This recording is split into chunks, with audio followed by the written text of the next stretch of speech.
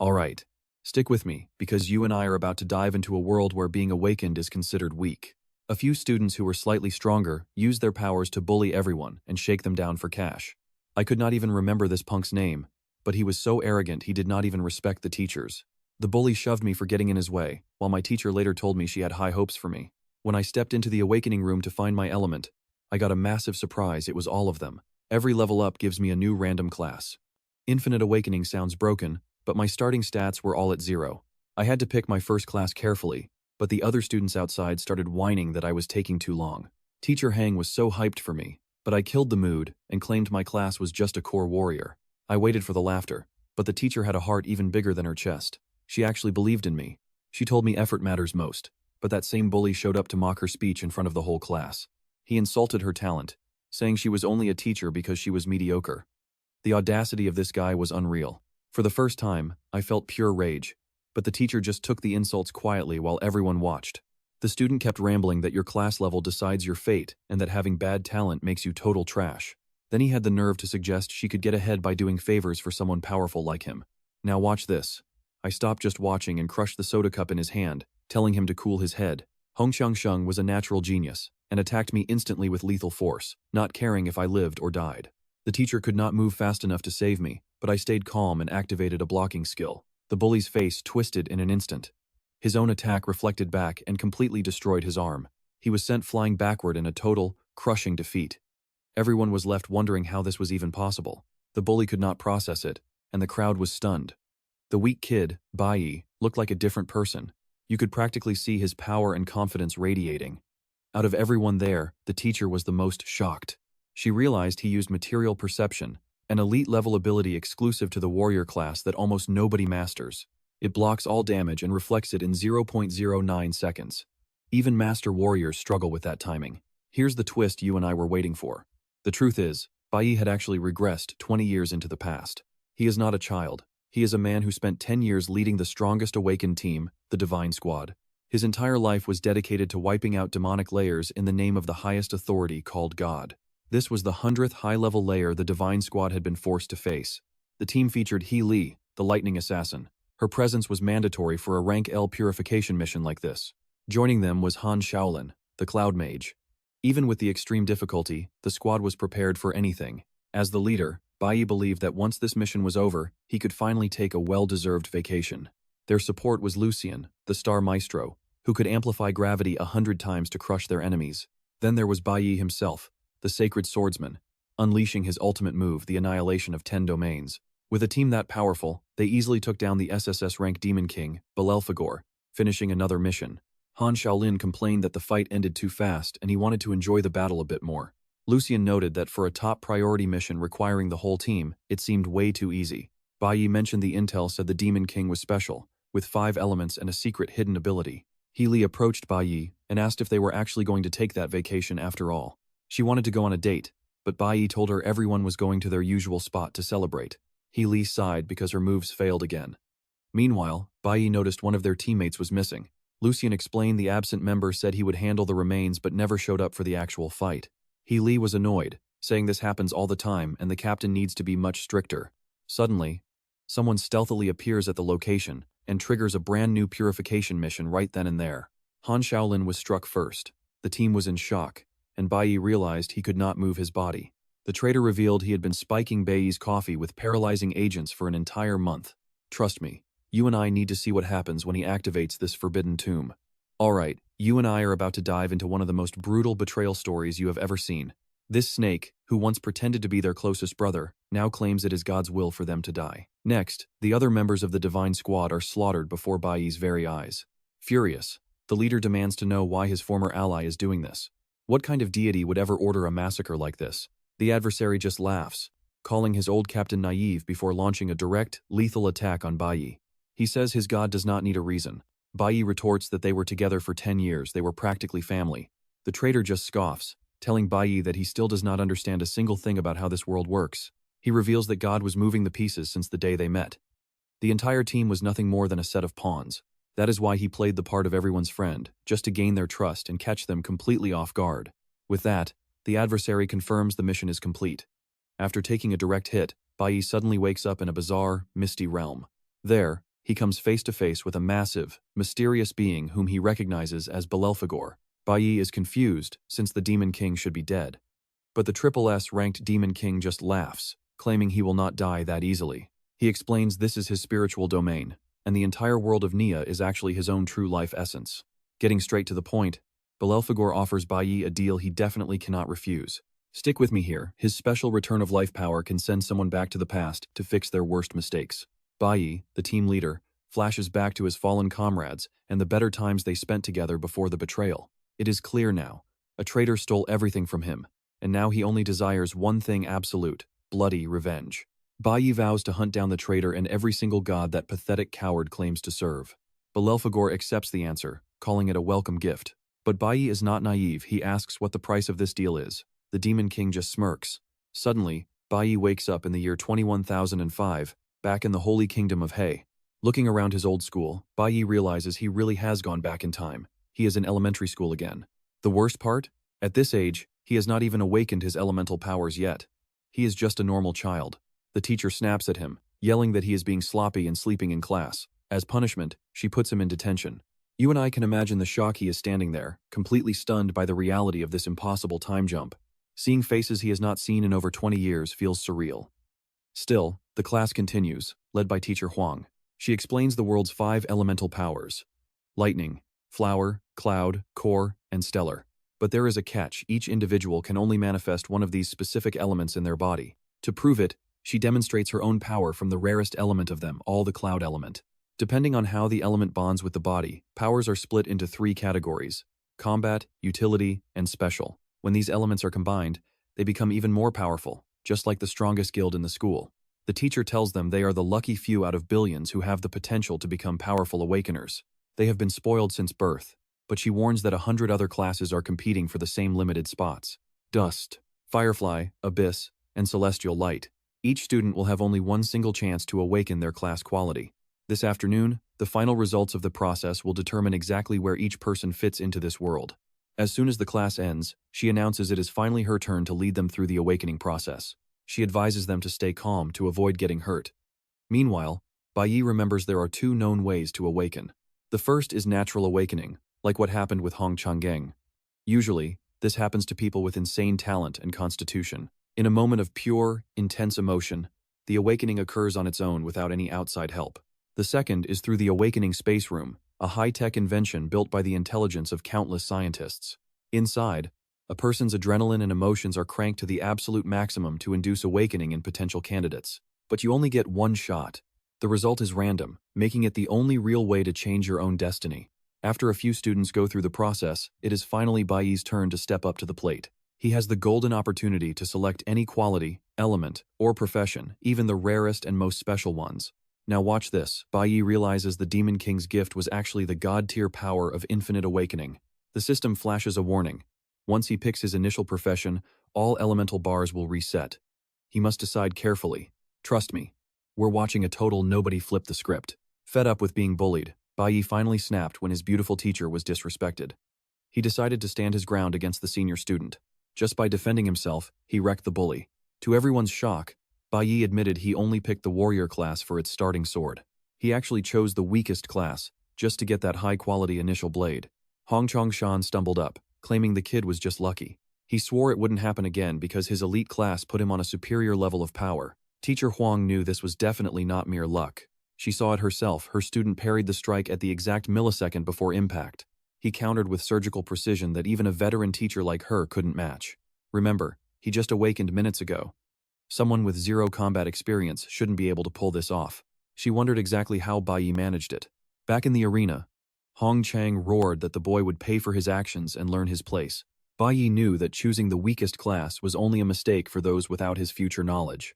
Now, here is where it gets wild. Since he is from the future, he knows every hidden stat. Other students whispered, wondering if a real duel would break out. Using powers for school duels was strictly forbidden. They knew Hong Chang only acted this way because he was the principal's nephew and well-connected. Bayi was just a nobody to them, and most expected him to be expelled. The teacher tried to calm things down, but the bully had no intention of letting it go. He shouted that even if Bayi begged for his life, the punishment would continue. Bayi ignored him, focusing on how class quality completely changed the attribute bonuses. For dust quality, the bonus was 100%, essentially no change. Firefly quality gave 150%, while Abyss quality reached 200. Abyss classes double your power at awakening, creating a gap that is absolutely impossible to bridge. A nearby nerd worried that Bayi was toast against such an opponent. He couldn't grasp why Bayi would challenge someone with such superior abilities. The kid reflected on how their society was full of people who stepped on others. To him, the only way to survive was to swallow your pride and yield. Fighting back was just foolish, and would only lead to more humiliation. Back in the fight, the teacher feared Bayi would not emerge unhurt. He blocked once, but now the bully was applying way more force. Watch this part closely. Hong Chong thought he had him, but Bayi used Ghost Step. The bully passed right through him, missing completely. Hong Chang ended up cutting himself with his own blade, yet still blamed the protagonist. The crowd was stunned, and even the teacher couldn't explain what happened. Chi Yin, the class representative, was the only one who saw the truth. She noticed he triggered Warrior Impulse and Ghost Step at the perfect moment to avoid the hit. He ended the fight instantly, completely unharmed. Chi Yin realized Bayi had already mastered his abilities and applied them perfectly in combat. Best of all, he didn't break any rules since the bully technically stabbed himself. Bayi saw his experience climb, realizing that defeating enemies would grant him more points to use. To truly evolve, he knew he would have to start clearing dungeons soon. Furious, the bully tried to sneak attack our protagonist from behind, but someone stopped him just in time. Stick around, because you and I know the principal is furious. He snapped that his nephew had already suffered enough public humiliation. He declared the ceremony over, ordering everyone home to rest up. Then, he turned his glare toward Bayi, reminding the boy that school rules were strict, and he had better not forget his place. Trust me, Bayi is barely listening. His mind is racing since he realized all his friends are actually alive again. He remembers that on this exact day in his past life, something massive happened. He is furious with himself for forgetting such a massive event until now. Since this was the most important moment of his life, Bayi just bolts, leaving the principal talking to thin air. Hong Ling tells the teacher she must control her students much better. Teacher Huang offers an apology, and the principal lets it slide for now. But once they are alone in his office, he turns his full attention to his nephew, Hong Chongshang.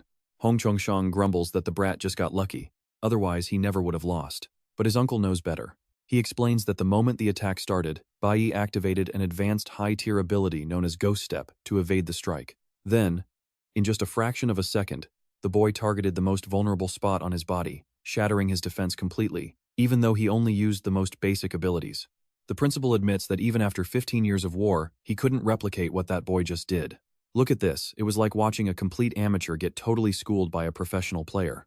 He realizes right then that Bayi is nothing like the weakling they imagined. Meanwhile, our hero is sprinting through the streets, focused on a mission even more critical than his revenge. The moment he hits his doorstep, the memories of his past life come flooding back.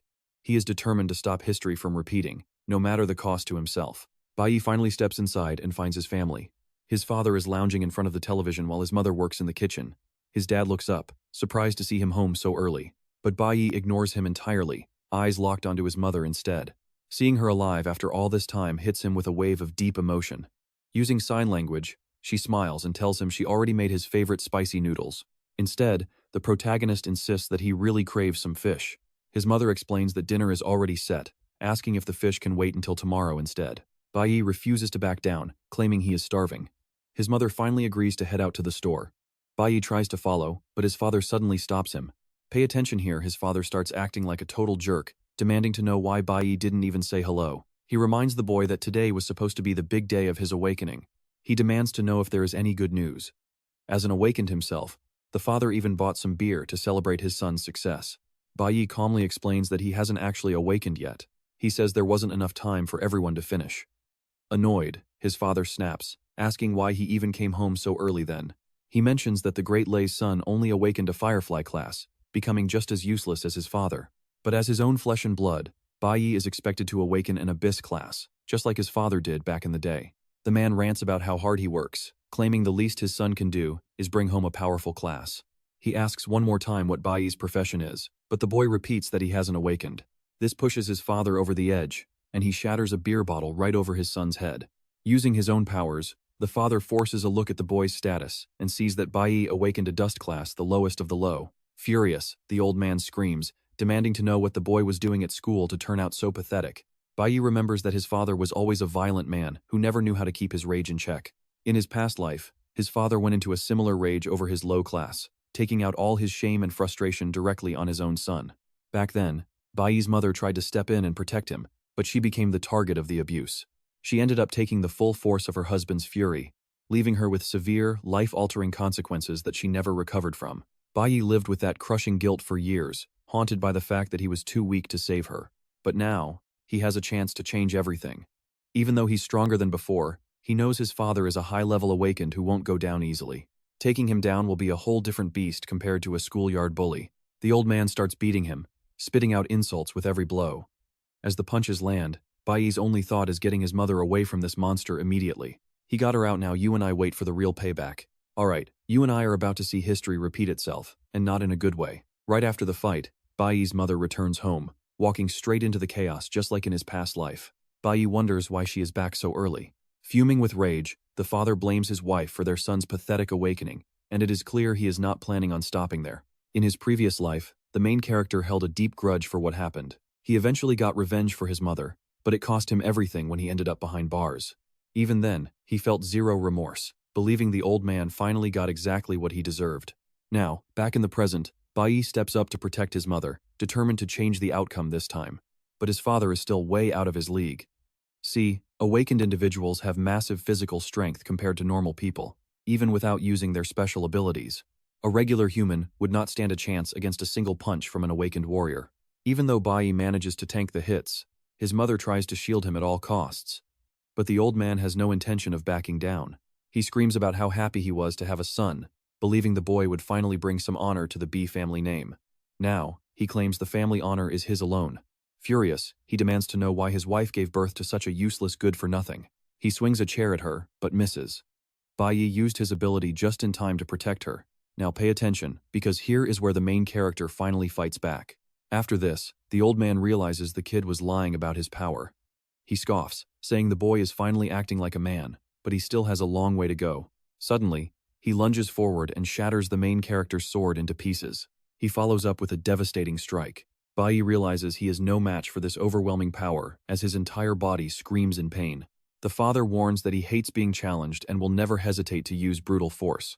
Despite the agony, the protagonist stands his ground without flinching. His father mocks his bravery, calling it useless since the boy is still so weak.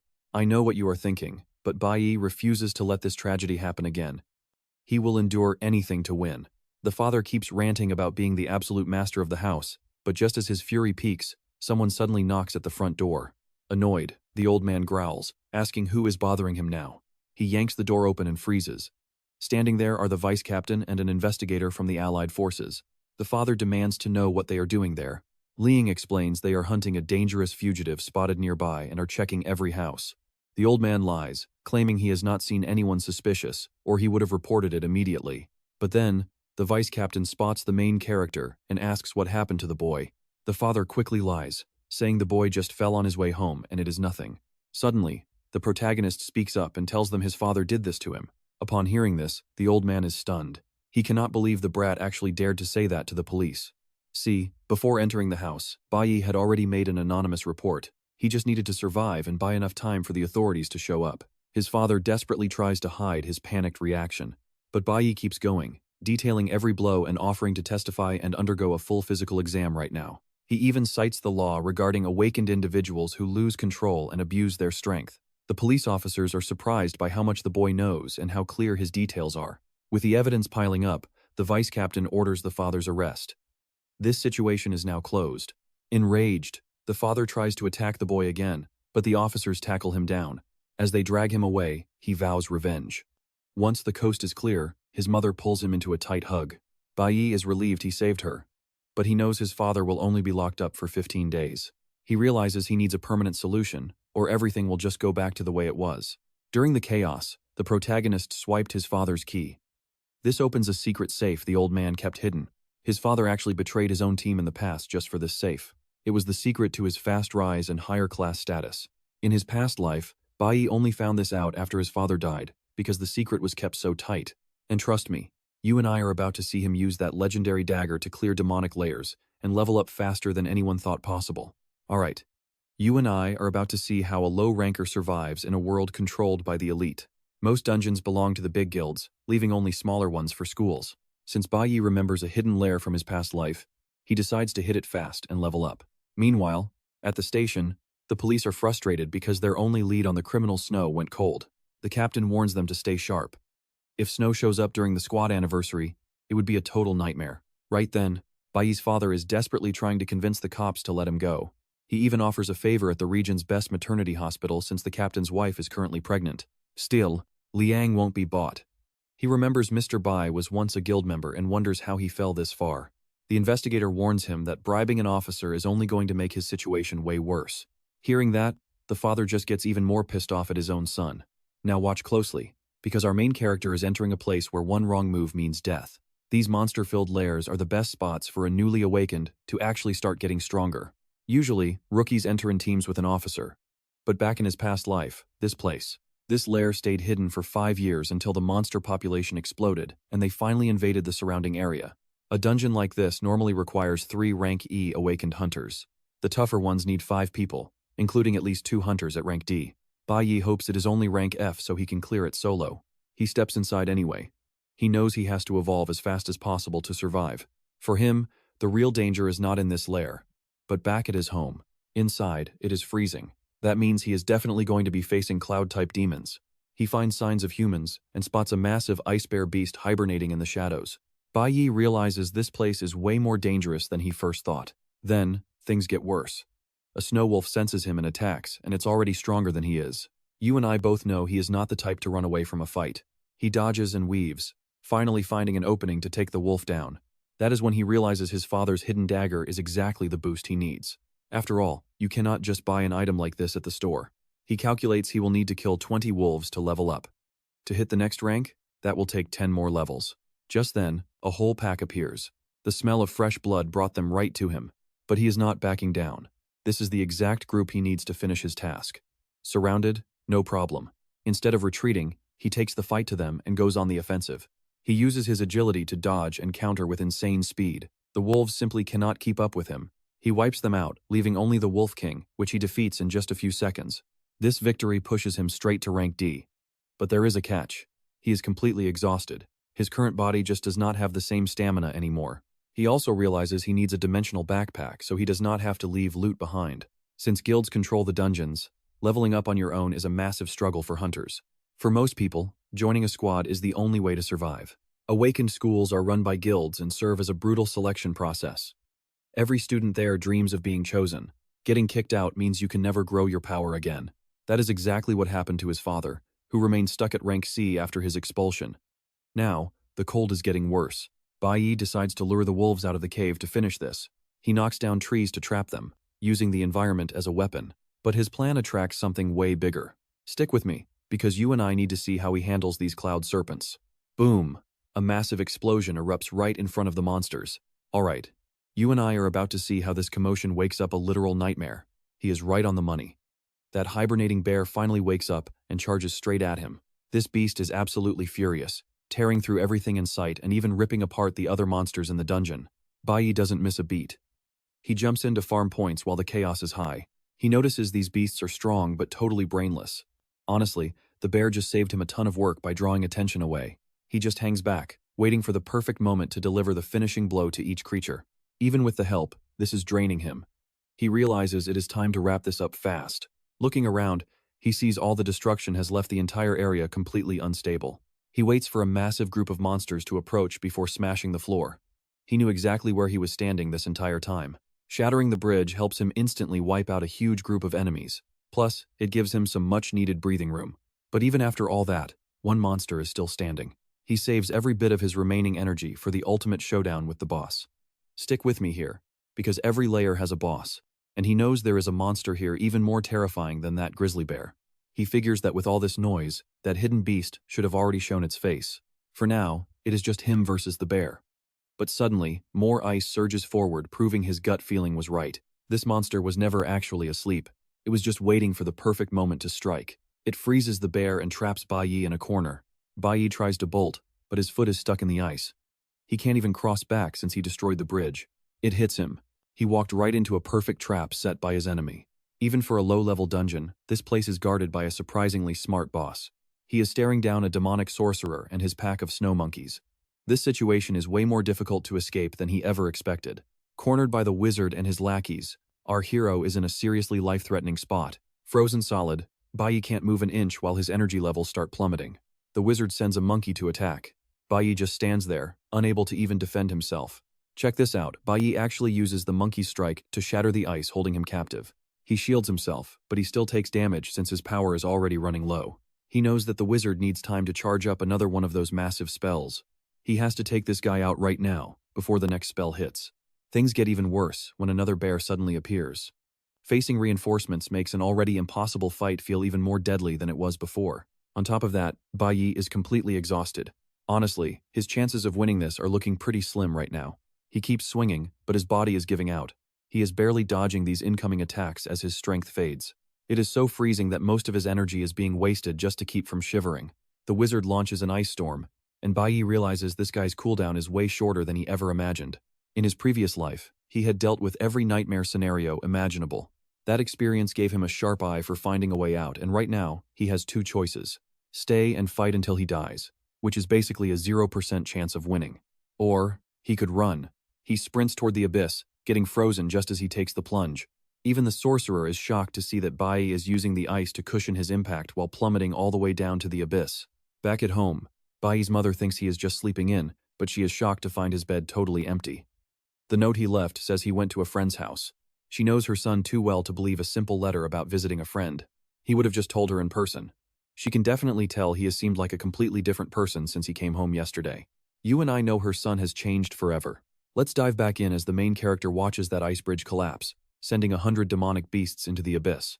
After leveling up 3 times, he figures about half of those monsters are already dead, but the rest might still be alive down there. Betting on a river at the bottom, he takes a massive risk and leaps off the cliff himself. He survives the fall, but the damage is real. He is officially pushing himself to his absolute limit. Just when he thinks things cannot get worse, something truly terrifying emerges from the shadows. A saber-toothed tiger named Lord Glacial finds him. In that moment, Bayi remembers his old life and the friends he once fought beside.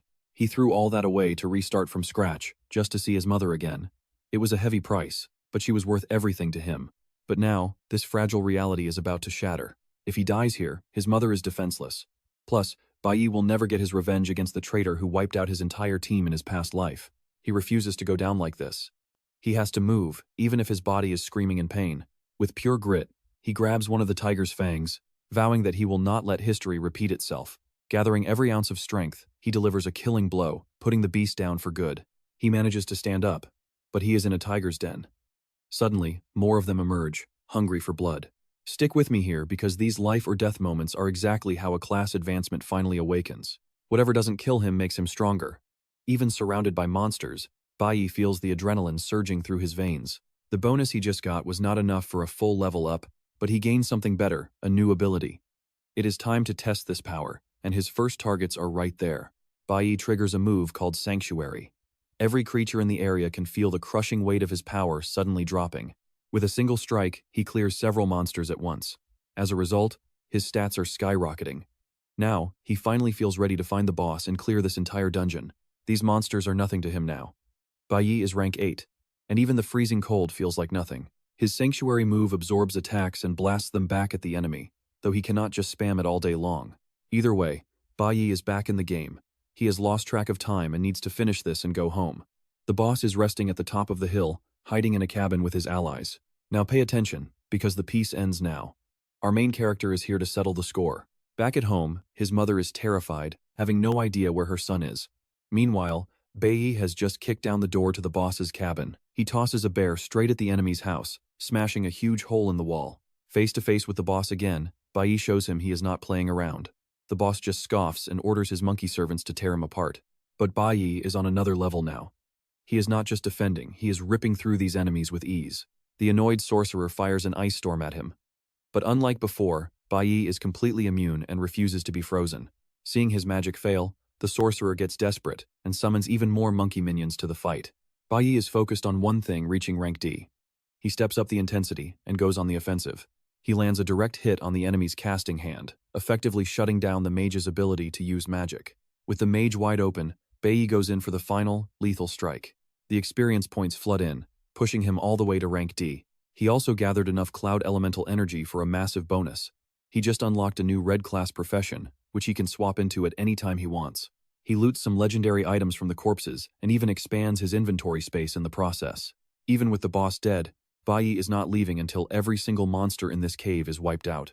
He takes a moment to test his new skills before heading for the exit. Back home, his mother is losing her mind with worry, until Bayi finally walks through the door. She thought something terrible happened, but he apologizes for the delay and shows her that he is fine. She immediately hugs him tight. To calm her down, Bayi says he has a big proposal for her. Once they are settled, he suggests they move out and find a much better place to live. He found a fortune's worth of items in that dungeon, and knows they will sell for a massive sum. You and I just watched him present that stone to a buyer. Alright, let's dive in. The buyer liked the item but argued Bayi's price for the stone was way too high for its type. They eventually settle on a price, and with that cash in hand, Bayi starts dreaming of a much better place to call home.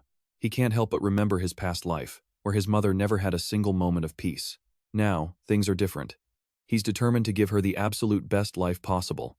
Bayi locks in a solid rental deal, and seeing his mother smile for the first time in forever makes it all worth it. With their home secured, it's time for Bayi to focus on getting stronger. His father is behind bars but still dangerous. He has to settle this score before his real journey begins. He crafts a powerful bracelet using a magic stone, certain it'll help him fulfill his destiny. Elsewhere, a group of adventurers enters a dungeon, with everyone praising their leader's insane skills. The leader's sister hands him water and suggests they take 5, but he's not having it. He wants to hit the demonic lair to train while they still have time.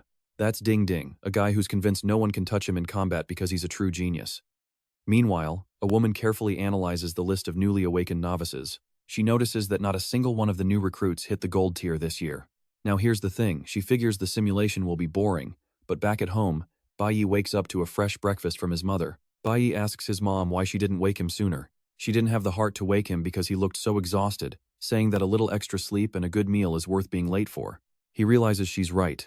It's been a long time since he's actually slept or eaten this well. His mother offers to buy him books or toys, but Bayi is confused why she's giving him gifts for no reason. She laughs and reminds him it's not for nothing his birthday is almost here. It hits him then. He'd totally forgotten his own birthday since he hadn't celebrated it in years. As he eats, he realizes he doesn't need gifts. He already has everything he could ever want. His eyes are on one thing, only revenge. Soon, the weekend ends and school is back in session. The teacher announces it's finally time to start training for the simulated combat test.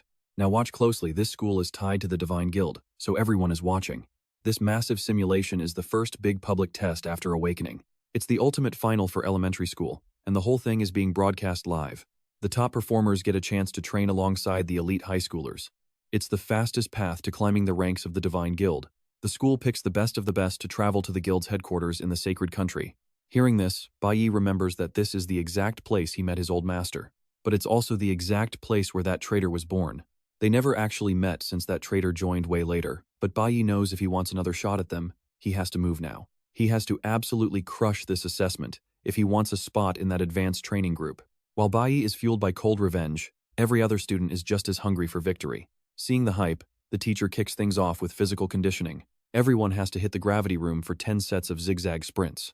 While the others compete to be the first inside, Bayi makes a different move and tells the teacher he won't be using that room. The professor is completely caught off guard. He warns Bayi that talent doesn't get him a pass. But Bayi explains he just wants a different test. The professor asks if he thinks the current teaching method is a joke.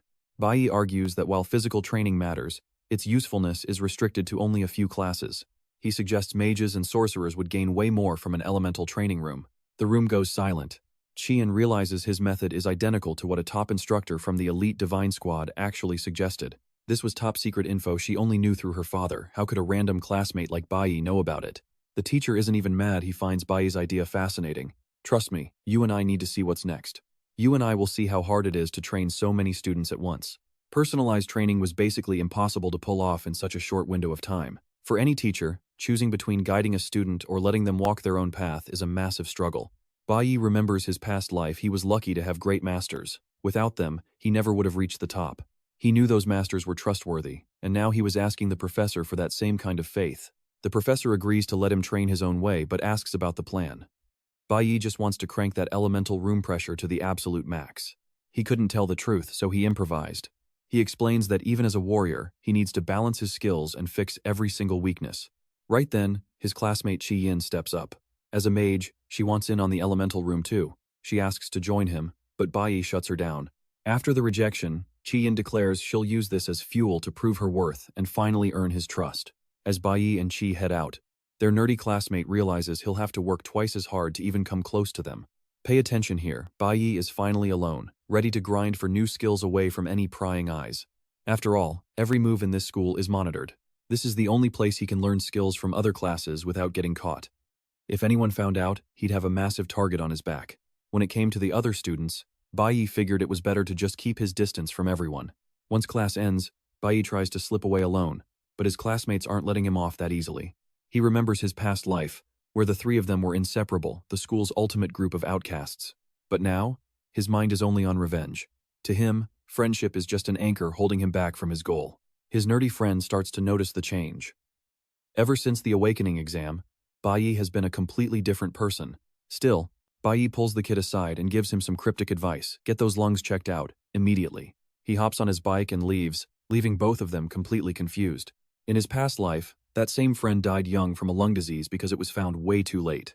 The nerd gets the feeling that even though Bayi is acting cold, there's still a good heart buried under all that armor. We shift over to the Sacred Realm training grounds. Word on the street is that a new recruit from the Divine Squad is putting up insane numbers. Looking at the recruit, he asks if the rumors are true. Did this kid really shatter every single record? The recruit, who's actually our main character's enemy, claims Lord Dongyang is exaggerating. He's just there to make a formal entrance. Back with Bayi, he tells his mom to stop going out at night. From now on, he'll handle all the grocery runs after school so she can stay safe. He needs to get her into a secure place as fast as possible. He knows exactly what kind of storm is coming. Meanwhile, over at the prison, Bayi's father is busy cooking up a secret deal with the leader of the canteen. Using bribes to gain an edge, they start mapping out a way to break out. Fast forward to the next day back at school. You and I are watching him evolve. He's mastering mage abilities and manipulating elemental forces like a pro. His friends keep trying to reach out, but he shuts them down. He tells them to stop wasting time on him and go train harder.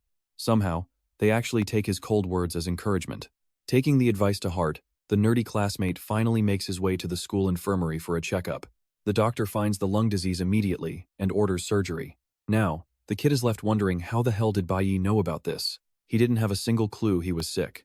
If it wasn't for Bayi's warning, he'd be in real trouble. He wouldn't have found it until it was too late, but on his way out, he catches some suspicious whispers in the hallway. Some guys are gossiping about Chang'an, saying he cheated his way to rank 4 for the top spot. Apparently, he has a private dungeon to power up. Then, the conversation turns to the guy who recently stood up to Chongshang. Rumor has it that Chongshang is thirsty for revenge and is currently setting up a nasty ambush for the rookie. A spoiled brat like him won't let humiliation slide without getting some payback. He's armed and plans to strike outside of school grounds to avoid getting suspended or caught by the teachers. Terrified, the nerd sprints to find Bayi. He knows that once they're off campus, there's nobody to stop a murder plot. Trust me, you and I are both hoping he makes it before Bayi gets caught in a deadly surprise attack. Alright, you and I are about to see a regular school nerd finally find his backbone. Tired of running, he breaks into the school armory. He hopes a magical weapon can fix his lack of talent. To protect a friend, he is ready to face whatever punishment comes his way. But just as he grabs it, he gets caught. Qian appears, demanding to know where he is going with stolen gear. The nerd does not flinch, he just says he has to save Bayi. That leaves Qian totally confused. Meanwhile, our main character Bayi is heading home, casually pedaling his bike into a dark alleyway. He knew he was being followed since he left school. He tells Hong Changsheng to stop hiding in the shadows. The bully, Hong Changsheng, steps out with a smirk. He is finally ready to settle the score for last week's humiliation.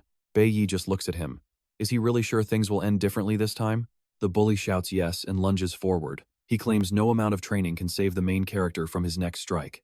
To his absolute shock, Bayi blocks the attack like it is nothing. Effortless. He cannot believe his eyes. Getting wrecked by Bayi again was definitely not part of his plan. Bayi tells him he is not the only one who has been leveling up. There is something Hong Changsheng missed during their first fight. But wait for it. Hong Changsheng finally realizes the gap between them is a canyon. Trembling, he asks how Bayi managed to grow this incredibly powerful so fast. He had been training like a madman outside of school, pushing his body to the absolute limit. He still barely saw any real results. It makes zero sense to him. How could a kid with no resources outpace his own elite progress? Bayi fires back, calling him a spoiled brat who knows nothing of effort. Then he asks a chilling question: has he ever died? Terrified, Hong Changsheng asks if he is about to be killed. Bayi says that while he hates being stalked, he does not hate him. Instead of setting up a proper, smart ambush, He chose to act alone, thinking that arrogance would be enough to win. Fuming, the bully screams that if he is not finished off now, he will never stop coming for him. They will meet again soon. Right then, their classmates arrive on the scene, but it is too late. Hong Changsheng is already lying there in defeat. Bayi looks down and makes a proposal. He can show him the path to becoming faster and stronger than ever before. You and I both know a deal with the main character is never that simple. Later at school, the teacher announces that training week is over. Now, it is finally time for the real combat simulation to begin. But first, he drops a serious warning. This simulation is not a game, it is a real demonic lair. Most danger is sealed behind barriers, but this place is still no joke. Students must stay sharp around the creatures inside. Senior high schoolers will be there to shadow the new recruits through the mission. They will only step in if things get lethal. The main goal right now is keeping everyone alive and in one piece. Teams of 4 or 5 will follow a veteran leader straight into the heart of the dungeon. Groups can choose between entering rank F or rank E demonic lairs. But if you are not ready, do not play hero. Failing the mission means losing your credits along with your pride. The teacher opens the floor for decisions. He asks anyone brave enough to face the tougher rank E challenge to raise their hands. Qi Yin is the first to volunteer. Hong Changsheng follows suit immediately after. Only 8 students out of 180 have the guts to accept the rank E challenge. Everyone else gets sent to rank F. But then, Bayi speaks up, declaring he wants to challenge a rank D demonic lair. After that insane request, the teacher is left completely speechless. The room goes dead silent. It is not just him, every student is losing their minds. The professor asks what kind of crazy idea that is. Suddenly, Hong Lin cuts in. He argues that rank D lairs are for veterans only way too dangerous for a beginner. He flatly declares that he will not allow such a massive risk. Bayi does not back down. He points out that the school rules do not actually forbid it. Every student can choose their rank. He adds that the school wants elite talent for the Divine Squad. Those talents are defined by courage, strength, and a natural gift. He looks the director in the eye. Is he really going to take away his chance to prove himself?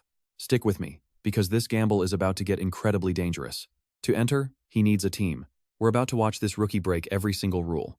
But the director shot him down, saying team formation was mandatory for student safety according to the school rules. That is when Qi Yin stepped up, declaring she would join Bayi's squad.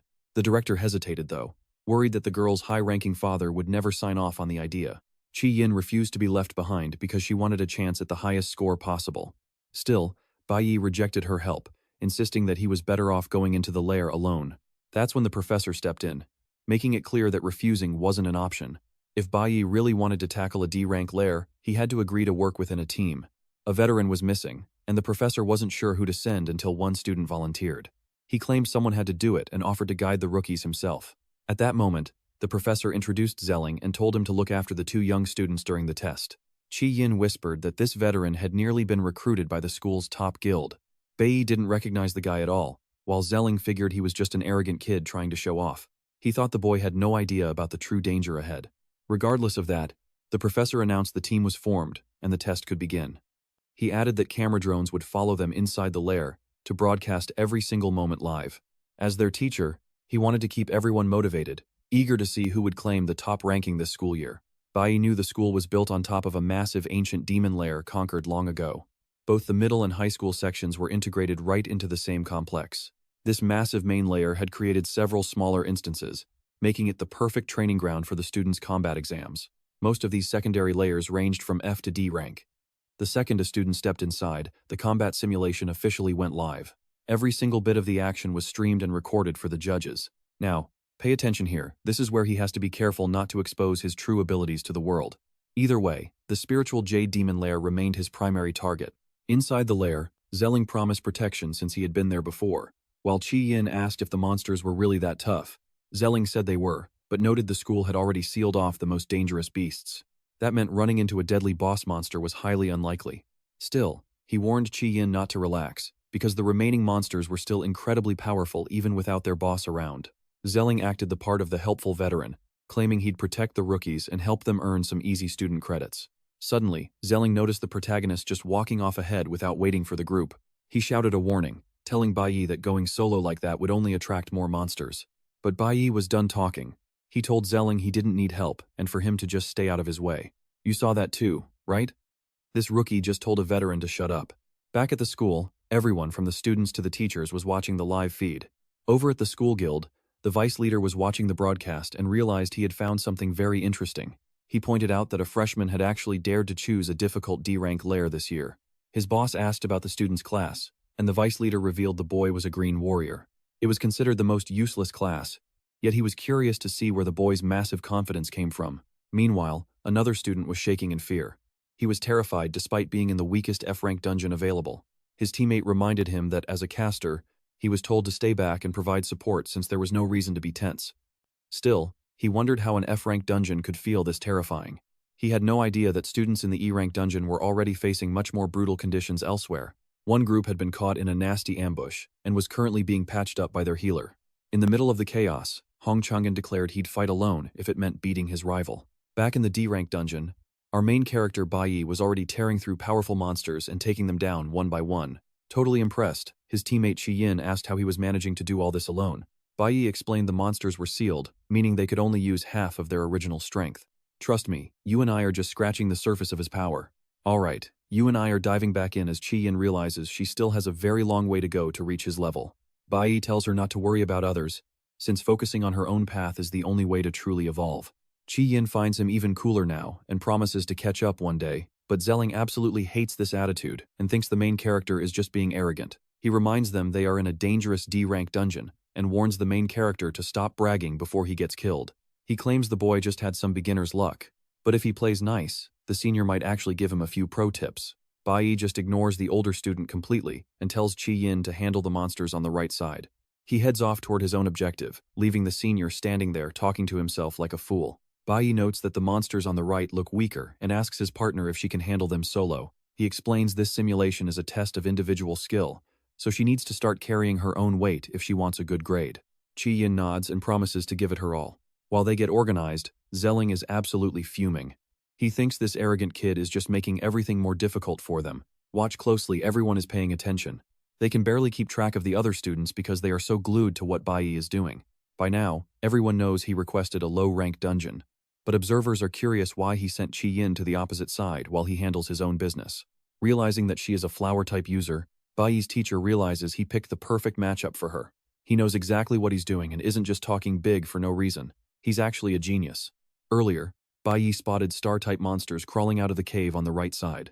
These low-level creatures are incredibly weak against the flower element, which happens to be our class rep's absolute specialty. Knowing this, he lets Qiyin handle them alone. He trusted her to defend herself, and it turns out he was right. As a mage, she has the perfect kit to counter them, letting her wipe them out with almost zero effort. Bayi knows that at E rank, mages finally unlock their basic class-specific skills. Qiyin's new ability lets her create a deadly poisonous plant barrier. Still, for her first dungeon run, her composure while facing higher-level monsters alone is honestly pretty shocking. Bayi figures the D-rank monsters are mostly handled, so he decides to let Qiyin watch his back. This way, he can grab a high score without showing his real power while the stream is live. But he can't move freely with those cameras following him. Meanwhile, Zelling is still lurking in the corner, consumed by pure jealousy and rage as he watches them. The senior hates being ignored and is now looking for any chance to sabotage our main character. In a split second, he fires an arrow right at Qiyin. It barely misses her, flying straight into a dark cave. Zelling tries to play it off, claiming he was just sending her a buff that she accidentally dodged. We both saw that lie coming, but that arrow just caused a massive disaster. It wakes up a massive two-headed lion sleeping inside. This beast is way stronger than anything else in the dungeon, and it's absolutely livid about being disturbed. Our main character immediately realizes things just got serious. He sees his teammate in trouble. Qiyin tries to use her magic to trap the beast, but her power just isn't enough. She's totally defenseless against its attacks, while Zelling just stands there laughing at the chaos he triggered. Without wasting a second, Bayi lunges forward to protect her. The beast is breaking through, so he has to intervene before something terrible happens. But even Bayi only manages to wound the creature without actually finishing it off. He realizes this monster is much faster than he first expected. Watching from the sidelines, Zelling gloats. He knows this dungeon inside out and knew exactly where that two-headed lion was hiding. That's why he didn't hesitate to lure it out just to ruin the main character's day. To make it worse, he used his own skill to buff the monster.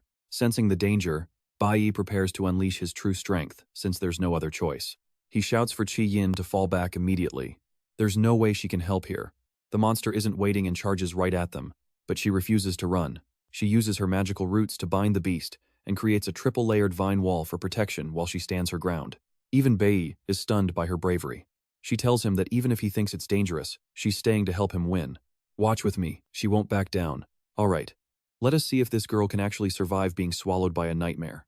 The veteran watches in shock, wondering what on earth is driving her to keep fighting. Even our main character expected Qian to freeze up in terror. But he is starting to realize her heart is way tougher than she looks. Qian screams that she worked too hard to get here. There is no way she is backing down now. She adds that as long as Bayi is at her side, she knows she will not die. Bayi warns her that the power of the 3 layers is useful, but it has limits. He tells her not to overdo it, remembering the Qian from his past life. Even back in elementary school, she was always the brilliant one. She was always confident, generous, and full of light. Even coming from a powerful family, she was kind to everyone. That earned her enough trust to be elected as the class representative. After those school days, Bayi lost touch and figured she was just living a normal, quiet life. Now, he feels he can finally trust Ji Yin. If everything goes right, he can win this without even showing his true power. The veteran still doubts they can win. He believes that being overconfident is a one-way ticket to a brutal defeat on the battlefield. With such weak abilities, it should be impossible for these novices to take down such a beast. Now pay attention, because the veteran thinks they will be begging for help any second. But then, the monster breaks free. Bayi shouts the plan. He will be the distraction while Qi strikes the lion at the perfect moment, aiming right for its core.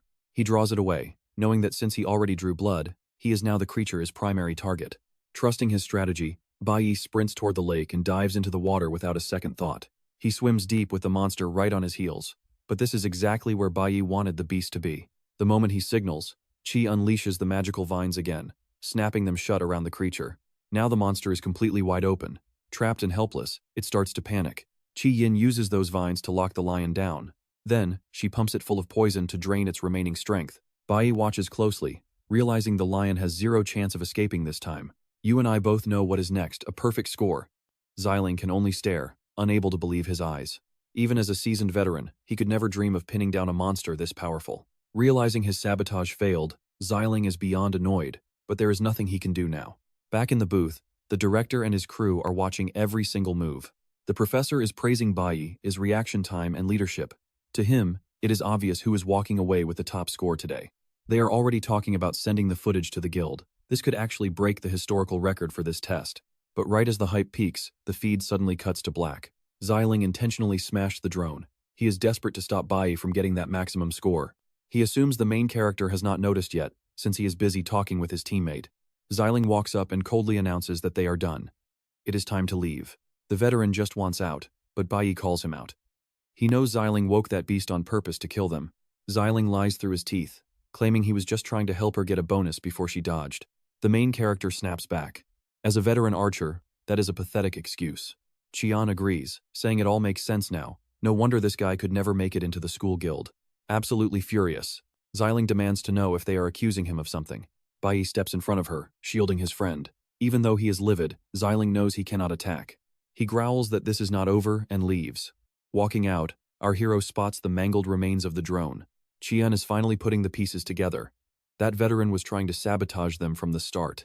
But instead of being mad, Bayi sees a chance. Now that no one is watching, he can finally get to work.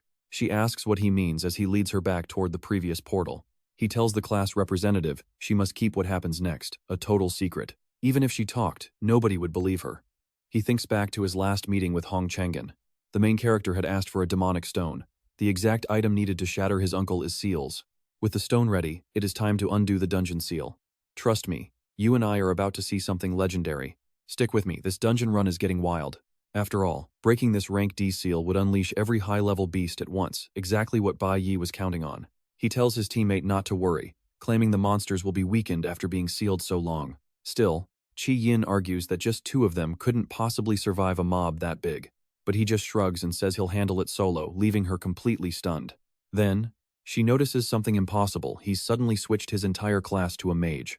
Bayi tells her to wait outside, then immediately shatters the barrier to let the monsters loose. He stands his ground as Qi Yin watches, terrified, but he knows exactly what he's doing. He uses a mage skill to freeze every enemy instantly. Qi Yin is floored. She barely managed to take down 1 lion, yet he's doing this? Watching him freeze a whole pack leaves her stunned. Bayi explains these sealed monsters were ready to pop, and now? He needs some serious breathing room. She quickly backs off to let him work, just as the next wave arrives. A pack of wild flame leopards lunges forward, but their rank D strength has been cut in half by the seal. He freezes them all again. Now, pay attention here. He instantly drops his mage class and swaps to warrior for some intense close-quarters combat. The leopards try to catch him off guard, thinking they have an opening, but they aren't nearly as sharp as him. He swaps back to mage and freezes them mid-pounce. Chi-Yin can't believe her eyes. She's never seen anyone switch classes that fast. Finally, it clicks. This is why he wanted total privacy in that elemental room. Since mages focus on manipulating nature's energy, practicing in an elemental-rich environment was definitely the perfect way to grind. She used to think raw mana and spamming spells was the only way to get stronger. Seeing him fight, she realizes control is everything. Elemental power is wild and raw. It's incredibly difficult to master. Only a true master can turn that raw force into such precise, fluid movements. His mastery of the mage class is so deep he can use basic skills in ways she never imagined. He is leagues beyond everyone else. And yeah, we're about to face a level 15 infernal mammoth. He flinches. Not even once. Swapping back to warrior, he prepares to take the mammoth down for the loot he needs. He strikes the mammoth's head. Since it was weakened by the seal, his strike connects with surprising ease. But a monster this huge won't go down that easy. He has to keep the pressure on. He activates his sanctuary ability. His power surges, crushing the mammoth and every other enemy. Bonuses roll in, but the mammoth drops something better. It's the King's Reply Stone, a rare pair of jades with a very special power. His mage class hits rank D, but now he's got a different kind of problem. His teammate is still frozen in shock, so he reminds her of their little agreement. She's dizzy from the madness, but she's not mad she leveled up just by being near him. Outside, the teachers are panicking. The monitor for their top student went dark, and they're terrified the seal finally broke. A teacher finds the veteran student standing all alone. But there's no time for talk. If that seal is gone, everyone is in serious danger. Trust me. Zailing wants this seal break to finish Bayi for good. You and I are about to watch a rescue mission turn into a shock. Instead of a tragedy, they find Bayi and Chi-Yin standing there completely unharmed. Bayi asks why they even bothered coming, and the teacher explains that a massive energy spike made them think the seal had finally shattered. But now they realize this whole situation was just one big misunderstanding. Back at school, Zelling tracks down the student guild's vice captain, desperate for a spot on the team. Too bad for him, because the vice captain says the position has already been filled by someone else. Xiling, the veteran student, is absolutely crushed. He was certain that spot belonged to him and can't wrap his head around the rejection. That's when the guild captain steps in, claiming they've found someone with way more talent than him. Her name is Hilla, and she's already convinced that Bayi is more interesting than any other student in the academy. Meanwhile, an investigator named Chen Jinwoo, the man responsible for arresting the protagonist's father, shows up at the prison. He meets the father just outside the prison walls. Chen Jinwoo warns him that getting him out wasn't easy, so he better stay out of trouble. He mentions Captain Hong is coming, and that Mr. B already knows the plan. Suddenly, Chen Jinwoo gets a call from his boss. He announces he's leaving, telling Mr. B he can find his own way home. You can see the pure anxiety written all over the father's face. When the father finally gets home, he gets a nasty surprise. His wife and son are nowhere to be found. Now watch this. He starts smashing everything in sight, furious that they dared to run away. His rage is peaking. He actually wants to kill his own family once he finds them. Meanwhile, Bayi gives his mother one half of the legendary resonance jade. He tells her she needs to keep this object on her at all times. Bayi keeps the other half, explaining that if she's ever in danger, she just needs to break her piece of the jade. He'll get the signal instantly. It's the only way he can feel even a little bit of peace while he's away from home. Bayi realizes his mother has never received a gift like this before. In fact, she's lived without even the basic things that every woman deserves to have. His mother tells him not to spend all his time worrying about her. At his age, he should be out having fun. The protagonist just shrugs it off. After all, he doesn't really need friends. His mother disagrees, insisting that having people to count on is essential. This brings back memories of Bayi's dark past and his old allies. He knows he had allies once, and he wonders if he'll ever find that kind of bond in this new life. With his chores done, he decides to focus on getting stronger. He finds a high-difficulty lair that most people are too scared to enter. Driven by the need to grow, Bayi steps into the dungeon. He remembers being a high-tier warrior in his past life, but even that couldn't save his comrades from being wiped out. Strength alone isn't enough this time. He needs to evolve, and he needs to do it right now. I know what you're thinking, is being a lone wolf really the best way to survive this? To him, it is. Dying alone is much better than watching his friends get slaughtered in front of him all over again by the gods' twisted games. Above all, he wants to become stronger than anyone else, as fast as possible. Even if it means pushing his body to the absolute limit. Bayi still feels weak. He knows he can't even beat his father in a straight fight yet. And don't even get him started on the one who killed him in his past life. There are no shortcuts here, no giving up. His only choice is to reach a level far beyond any enemy that stands in his way. Facing the monsters head-on, the protagonist activates his sanctuary skill. He's tearing through them, but time is running out. The dungeon gate is already starting to close. He has to find the boss and end this immediately. It doesn't take long before he's standing face-to-face with the enemy. Bayi realizes this is the final challenge, but the boss is moving way faster than he ever expected. It's a level 20. Yuming, but Bayi isn't about to just stand there. He lands a solid blow, but the boss recovers instantly and goes for a counter. Bayi realizes this thing has an insanely powerful regeneration ability. The monster slams the ground, sending its roots deep into the earth. Trust me, you and I are going to want to see how he survives these carnivorous plants. You and I are about to watch a D-rank boss fight go wrong, but the shocks don't end there. Bayi gets blindsided by a twin boss, Chi Wuing. Yumuing has a brother. Now Bayi has double the trouble, and escaping this dungeon is going to take way longer than he planned. Back home, his mother is a total wreck, terrified because her son hasn't checked in or come home. She can't sit still and heads out to find him, while Bayi's father lurks nearby in the pouring rain. He figured out where his family is hiding. And he's not there for a happy reunion, he wants revenge. Stepping outside, the mother freezes. Something is wrong, and this definitely isn't just another normal day in the city. Back in the dungeon, Bayi is hitting his limit. He's killed these monsters 5 times already, but they just keep respawning without giving him a single point of experience. The main character knows he needs to end this loop fast before things get deadly. If he doesn't, he'll run out of mana and become monster bait.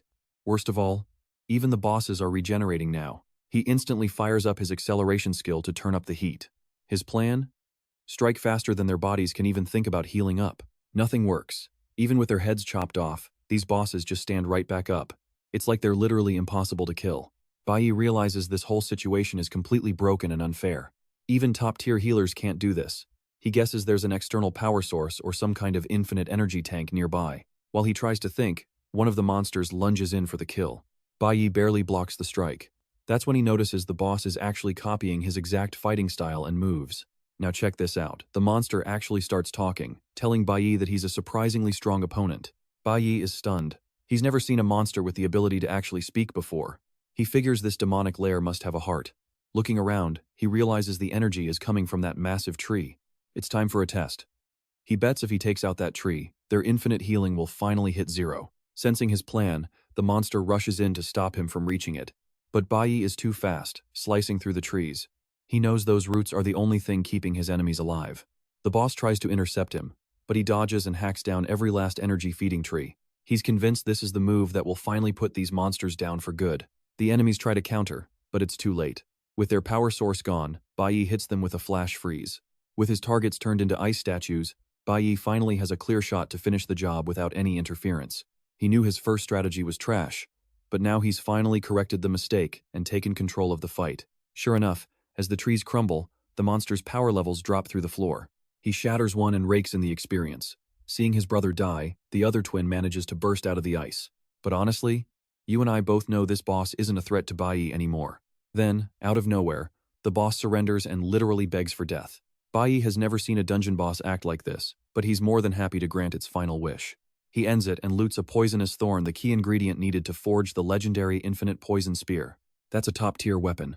With the boss dead, the exit portal finally hums back to life. Before he leaves, Bayi notices his level has skyrocketed. He's finally ready to unlock a brand new character class. But when the light fades, he's stuck with a blue tier class, some kind of flower summoner type. He's not thrilled, but at least it doesn't drain his stats. He'll just have to master these weird new powers. Then he sees the catch: this class can actually form binding contracts with powerful evil spirits. Bayi realizes those twin bosses he just trashed might actually make for some pretty decent allies. He spots their souls drifting and uses his new ability to force a spirit contract right then and there. Now, the twins belong to him. They'll appear to fight for him whenever he calls their names. Later on, the father's phone rings. Officer Chen has some news. He's booked a seat at Captain Hong's big dinner. Bayi is in. Stick with me, because this dinner might be his only ticket back into the guild.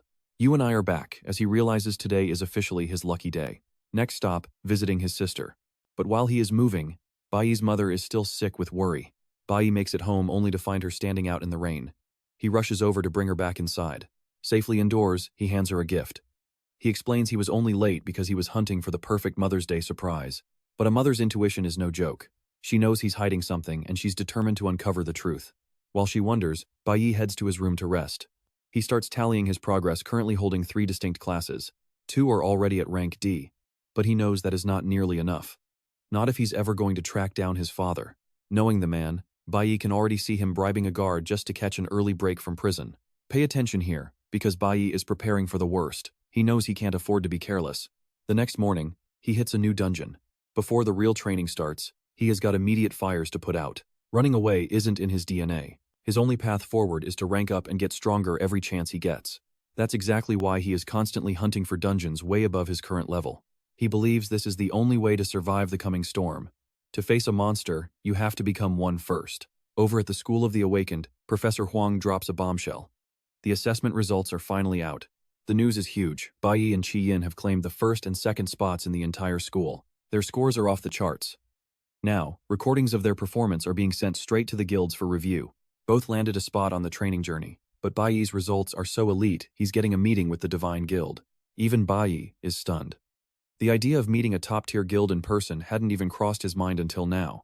His classmates are losing it with excitement. To them, it's clear Bayi is officially destined for legendary status. Later in the principal's office, Hong Liang pulls his nephew, Hong Chongzan, aside for a serious talk. He asks if he's sure about skipping the trip. Principal Liang mentions that the boy's father has finally resurfaced to see him. He suggests using the family reunion as a free pass to sneak into headquarters and join the elite training journey. But Hong Chongsan isn't having it. He hit third place and wants to earn his own way. He refuses to let everyone think he's just riding his father's coattails for everything. His uncle respects the hustle. He just hopes the boy's father actually notices how much his son has truly grown up. But then, Hong Chongsan makes a bold request. He wants access to the sealed rank D dungeon in the back mountains to grow stronger. Now look at this guy. We find out Ziling is the director's nephew, but he's nothing like Chongsan. Ziling is begging his uncle, General Director Zi Yunqing, for a favor. He's demanding a spot on the journey as the sole family heir. His uncle notes he's the last of the line, yet still acts on pure impulse. Then the director hits him with the real question: why did he pull that stunt during the simulated combat? The director knows the truth. Ziling manipulated that monster specifically to hurt the new students. He warns him that the higher-ups aren't idiots. Thinking he could get away with that trash was a total insult to them. He admits that, as director, he managed to bury the evidence and cover up his nephew's mess. But make no mistake, if they weren't blood, he'd be expelled. Hearing this, Ziling breaks down in tears, begging for a second chance. His uncle is done with the excuses. He only stepped in because his nephew's dirty tricks actually served a purpose. Strangely enough, that reckless move turned out to be useful. Because of that chaos, the higher-ups are watching Bayi like hawks. They suspect there is something very unusual about that kid. Bayi's growth makes zero sense, and now a big player from the guild wants a face-to-face meeting. He decides to let Ziling join the journey after all, but the leash is going to be very short. He warns him to stay in line or he is on his own. Meanwhile, Ziling is just hyped to finally be heading to the guild. He failed to take Bayi out last time, but he sees this as the perfect second chance to finish the job. He's also looking to settle scores with Heli and the rest. Meanwhile, Bayi's actual friends are buzzing with excitement. Joining the school's most powerful guild isn't for everyone. This is elite territory we're talking about. Most candidates go through hellish tests and still fail. But Bayi? He got the golden ticket, a direct invitation. Invitations like this are unheard of. It just goes to show you and I were right. Bayi is special. Alright, you and I are watching as Bayi takes that invitation and tosses it right into the trash in front of the whole class.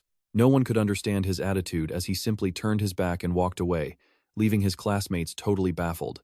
But the smartest kid in class saw right through him, realizing Bayi had no intention of ever following someone else. From his actions, it is clear he wants to lead, not just follow as a subordinate. After class, Bayi heads to the mountain behind school, knowing the rank D layers would be totally empty throughout the night. He was not alone though, as Hong Chang tagged along to help him with the official authorization process. Bayi had everything planned out, but he thought it was better to go in solo since only he could handle this heat. Now watch this, someone is actually standing their ground against him. See, Bayi promised to show Hong Chang how to level up fast, but only if he got him into this hidden lair. He did not expect access to every dungeon in school, but as they entered, Hong Chang really started to struggle with the intensity of the fight. Bayi offered a hand, but Hong Chang shot him down, insisting he could manage the fight all on his own. Watching the fight, Bayi thinks about how he still cannot step inside the warrior tower yet. He already cleared every layer he found, so the school dungeons were his last option, even if ranking up at this level takes massive amounts of experience. Once you hit rank D, the path to evolution starts getting a lot slower and way more grueling. Bayi steps in when he sees Hong Chang is in trouble, and despite the annoyance, the boy reaches rank D and realizes training without bodyguards is way more effective. Bayi also finally evolves, Reaching rank C and knowing his new stats can handle that lingering problem once and for all. Back home, his mother asks if he is seeing any girls, but Bayi claims he is just a middle schooler. But that does not stop her from questioning why he is getting back so late every single night. She tells him it is normal to love someone and that he should pursue it without fear, or he will definitely regret missing the chance. In reality, there was only ever one girl he cared about, Hila, his old teammate from his past life.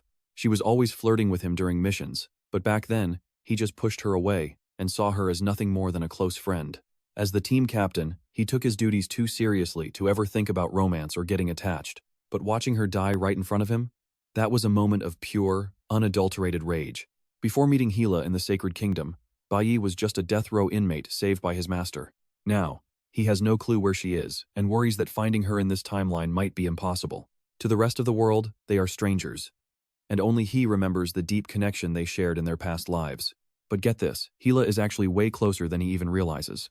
Hila learns that Bayi is ignoring her messages and the guild entirely, which makes things interesting enough for her to decide they need to speak face to face. Finally, it is Bayi's birthday, and his mother hands over the special gift she promised him. Inside the box, he finds a neatly wrapped package along with a sweet card from his mom. It is a scarf, which is weird since it is still summer. So he asks his mom if she somehow knew he was planning a trip to the Sacred Realm. She smiles and confirms it, knowing he will need to stay warm in that freezing climate.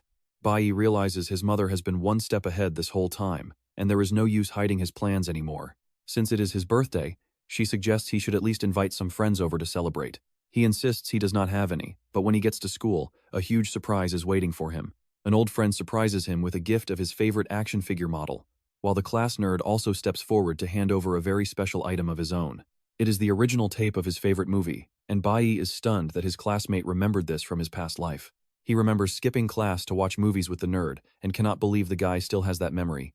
The nerd tells him to keep it low-key so the teachers do not find out, and Bayi genuinely thanks him. Just when he thinks it is over, Chi-Yin shows up with a gift as well. The whole class loses it when they see her give him an enchanted gem, a powerful rank, a weapon. Bayi tries to turn it down, arguing that something that valuable is just too much to accept. Chi-Yin explains he is the reason she got selected, leaving us with a birthday surprise you and I will never forget. Alright, you and I are about to see why a simple gift like this matters so much more than it looks. Bayi realizes it would be a total waste to turn down a rare item like this. He figures Chi-Yin picked this after seeing his basic gear, and he's honestly impressed by her attention to detail. Even with his usual ice-cold attitude, he's actually touched that his friends all remembered his birthday and brought gifts. Meanwhile, the other guys are dying to know when these two became so close. Chi-Yin wonders what they're whispering about. Thinking of a way to repay their kindness, Bayi invites the whole group to dinner, and it's all on him. With the main character's invitation, everyone is beyond hyped for the meal. Suddenly, Bayi notices a crowd of high schoolers heading right toward his classroom. They're all buzzing about a famous guild leader visiting the school, desperate to catch a glimpse of the legendary beauty. It doesn't take long for our protagonist to realize this whole scene is about him. He wants to wrap this up fast. Meanwhile, Ziling is also waiting for the guild leader's arrival. Fuming with rage, Ziling wonders why someone so powerful would bother meeting a guy like Bayi personally. Right then, Bayi steps out into the hallway. Suddenly, a blur of motion tears right through the crowd of students. Pay attention here, this speed is insane, leaving a trail of destruction behind. Bayi sees through the distraction and instantly braces himself for a serious fight. The second he draws his dagger, the mystery figure suddenly zips away. Bayi realizes this opponent is incredibly fast, but he manages to block the strike just in time. No one else can even see what's happening until Hyla finally reveals herself. She backs off after the counterattack, genuinely impressed by his reflexes. She knows she made the right call by personally inviting him to join her guild. Seeing Hila leaves our main character completely stunned. He definitely didn't expect this. Hila explains that her guild sent several official invitations for him to join. Since he never bothered to reply, she decided to track him down and talk in person. His classmates think he's cornered, no way he can reject a girl like that in public, right? Hila tries to introduce herself properly, but before she can even speak, Bayi lunges forward and pulls her into a sudden hug. I know what you're thinking, everyone's in total shock, and Ziling can't believe his eyes. Bayi is just genuinely happy to see his old friend Hila after so long. She's totally confused, and the crowd is reeling from seeing him hug the guild leader. The nerdy friend explains that Hila is actually their age. She used to be in their class, but she awakened her powers early and surged ahead. Hila pulls away, blushing hard, and asks if that hug means he's finally joining her guild. She promises her guild has all the resources he needs to become unstoppable. But Bayi flat out refuses, saying joining them just doesn't make sense. He explains that he'll be starting his own guild soon, and maybe then they can fight side by side. Just then, the vice leader shows up. He reports that Captain Hong is back, and the board wants them to welcome him. Hila tells Bayi they'll catch up later during the upcoming training trip. They'll have time to talk then, especially about him saying it's been a long time. As she walks away, Ziling is absolutely fuming with rage. Everyone saw it, and the rumors start flying immediately across the school. Since she was actually nice to him after the hug, the gossip mill goes into overdrive. Bayi didn't plan it, he just acted on instinct. In his past life, his team never shared their histories. He never even knew that Hila had gone to the same school as him. Still, he realizes this is the wildest birthday he's ever had before heading to dinner. While the boys dig in, Chi Yin asks if he's actually serious about starting his own guild and what he meant by not staying long. Bayi confirms that after the training trip, he's heading for the Sacred Realm. His nerdy friend asks if he's really dropping out of college for this. He clarifies that's not it. He actually plans to join the Divine Weapon Academy located right inside the Sacred Realm. Trust me, with Captain Hong's arrival at the hotel, things are about to get wild. Alright, you and I are diving into a wild story where high society and ego meet absolute madness in the hotel lobby. The police captain was stunned to see Bing Sheng mingling among the guests at such a high-class party. He immediately demanded to know why this man was out of prison earlier than anyone expected. Apparently, Mr. B paid double the bail with the commander's blessing, so the vice captain looked the other way. But the vice captain wasn't happy seeing Bing Sheng crash Captain Hong's big welcome celebration at all. Word was he'd been kicked out of the guild and was desperately trying to crawl back into the corporation. To force his return, Bing Sheng brought every asset he owned, but those valuable ores meant nothing because Captain Hong was disgusted to see him. He claimed the Divine Guild had booked the entire venue exclusively for its own members and didn't want a mongrel like Bing Sheng polluting the air. As Bing Sheng scrambled to pick up his ores, he desperately tried to plead his case. However, Hong grabbed him by the collar, telling him that with a reputation like his, he shouldn't be shameless enough to try buying his way in. He barked for him to get out of his sight and never come back. From that moment on, Hong ordered that this man was never to get near the group again. Utterly humiliated and treated like trash, Bing Sheng snapped. His mind turned toward a dark, bloody revenge.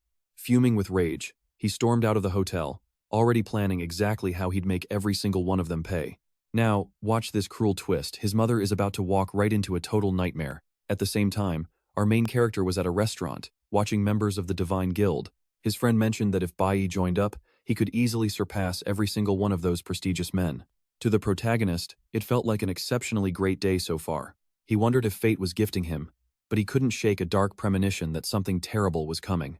While he toasted with his friends, his mother was miles away and in serious trouble. Bing Sheng, blinded by fury, finally found a target for his frustrations. He hated seeing his wife living such a good life. He wanted to remind her what happens when you break his twisted rules. Seeing the bracelet on her wrist, he demanded to know who gave her that softly glowing piece of jewelry. She froze in terror, and Bing Sheng just laughed, realizing she was living in a luxury apartment now. He instantly accused her of finding another man. Driven by madness, he lunged to attack her. But Bayi's gift wasn't just a simple bracelet. A magical creature suddenly erupted from the object, blocking Bing Sheng's path with pure force. You saw those twins he defeated earlier, right? Well, now they're his mother's personal bodyguards. Even she was shocked. Bayi had planned this perfectly, knowing his mother needed protection. The twin spirits immediately went on the offensive, slamming the aggressor away from their protected charge. At first, Bing Sheng stumbled back after taking a heavy hit from the guardians, but he grinned, finding a way to vent his anger, while Bayi felt his own amulet start vibrating. Right then, he knew something terrible was going down. He bolted toward his mother's place, but right before that, he had called Hong Chang'an to see if the man found any intel on their earlier discussion. Chang'an confirmed that Bayi's father was indeed released early and had actually shown up at Captain Hong's big welcome reception. But after being kicked out, the man had vanished into thin air. Bayi tried calling his mother, but when she didn't pick up, he feared the worst. He grabbed a bicycle and pedaled like a madman toward home, knowing the twins were there. He also knew they weren't as strong as their father and could only buy her some time. By then, Bing Sheng had already beaten one twin and still had plenty of energy left. The fallen spirit tried to stop him, but Bing Sheng ended it with a display of pure brutality. With one guard dead, he turned his sights on the second twin with murderous intent. As he closed in, the remaining guardian tried to use his powers to lock the monster down. He screamed for the mother to run and never look back. The guardian used his body to stall the threat. You and I are about to see the fallout. Alright, you and I are about to watch one of the most satisfying family reunions in Manhwa history. Bing Sheng is way too strong, and he's not letting his wife escape. Catching up to her, he sneers. Where do you think you're going? Bing Sheng declares there is nowhere left to hide. He spots the jade pendant around her neck and rips it away with brutal force. Thinking it's just a cheap gift, Bingshang crushes the necklace. He closes in without mercy. Little did he know, that pendant was actually her protection. The second it breaks, Bayi instantly appears to save his mother from certain death. His mother is terrified to see her son like this. Even Bingshang is caught completely off guard. Enraged, our main character declares this is the absolute last time Bingshang lays a hand on his family. This nightmare ends right now.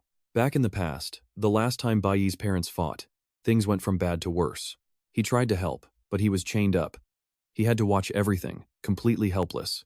His mother had taken him out and forgot to tell her husband. Bingshang had failed to find work and came home bitter. Returning home in a rage, he took his failure out on his wife. Seeing that trauma triggered Bayi's second activation. He ripped through the chains, desperate to shield his mother from the abuse. Bingshang even tried to strike him down too. But the pure fury inside Bayi gave him unstoppable strength. He finally ended the suffering. But on that dark day, he lost his father and his mother at once.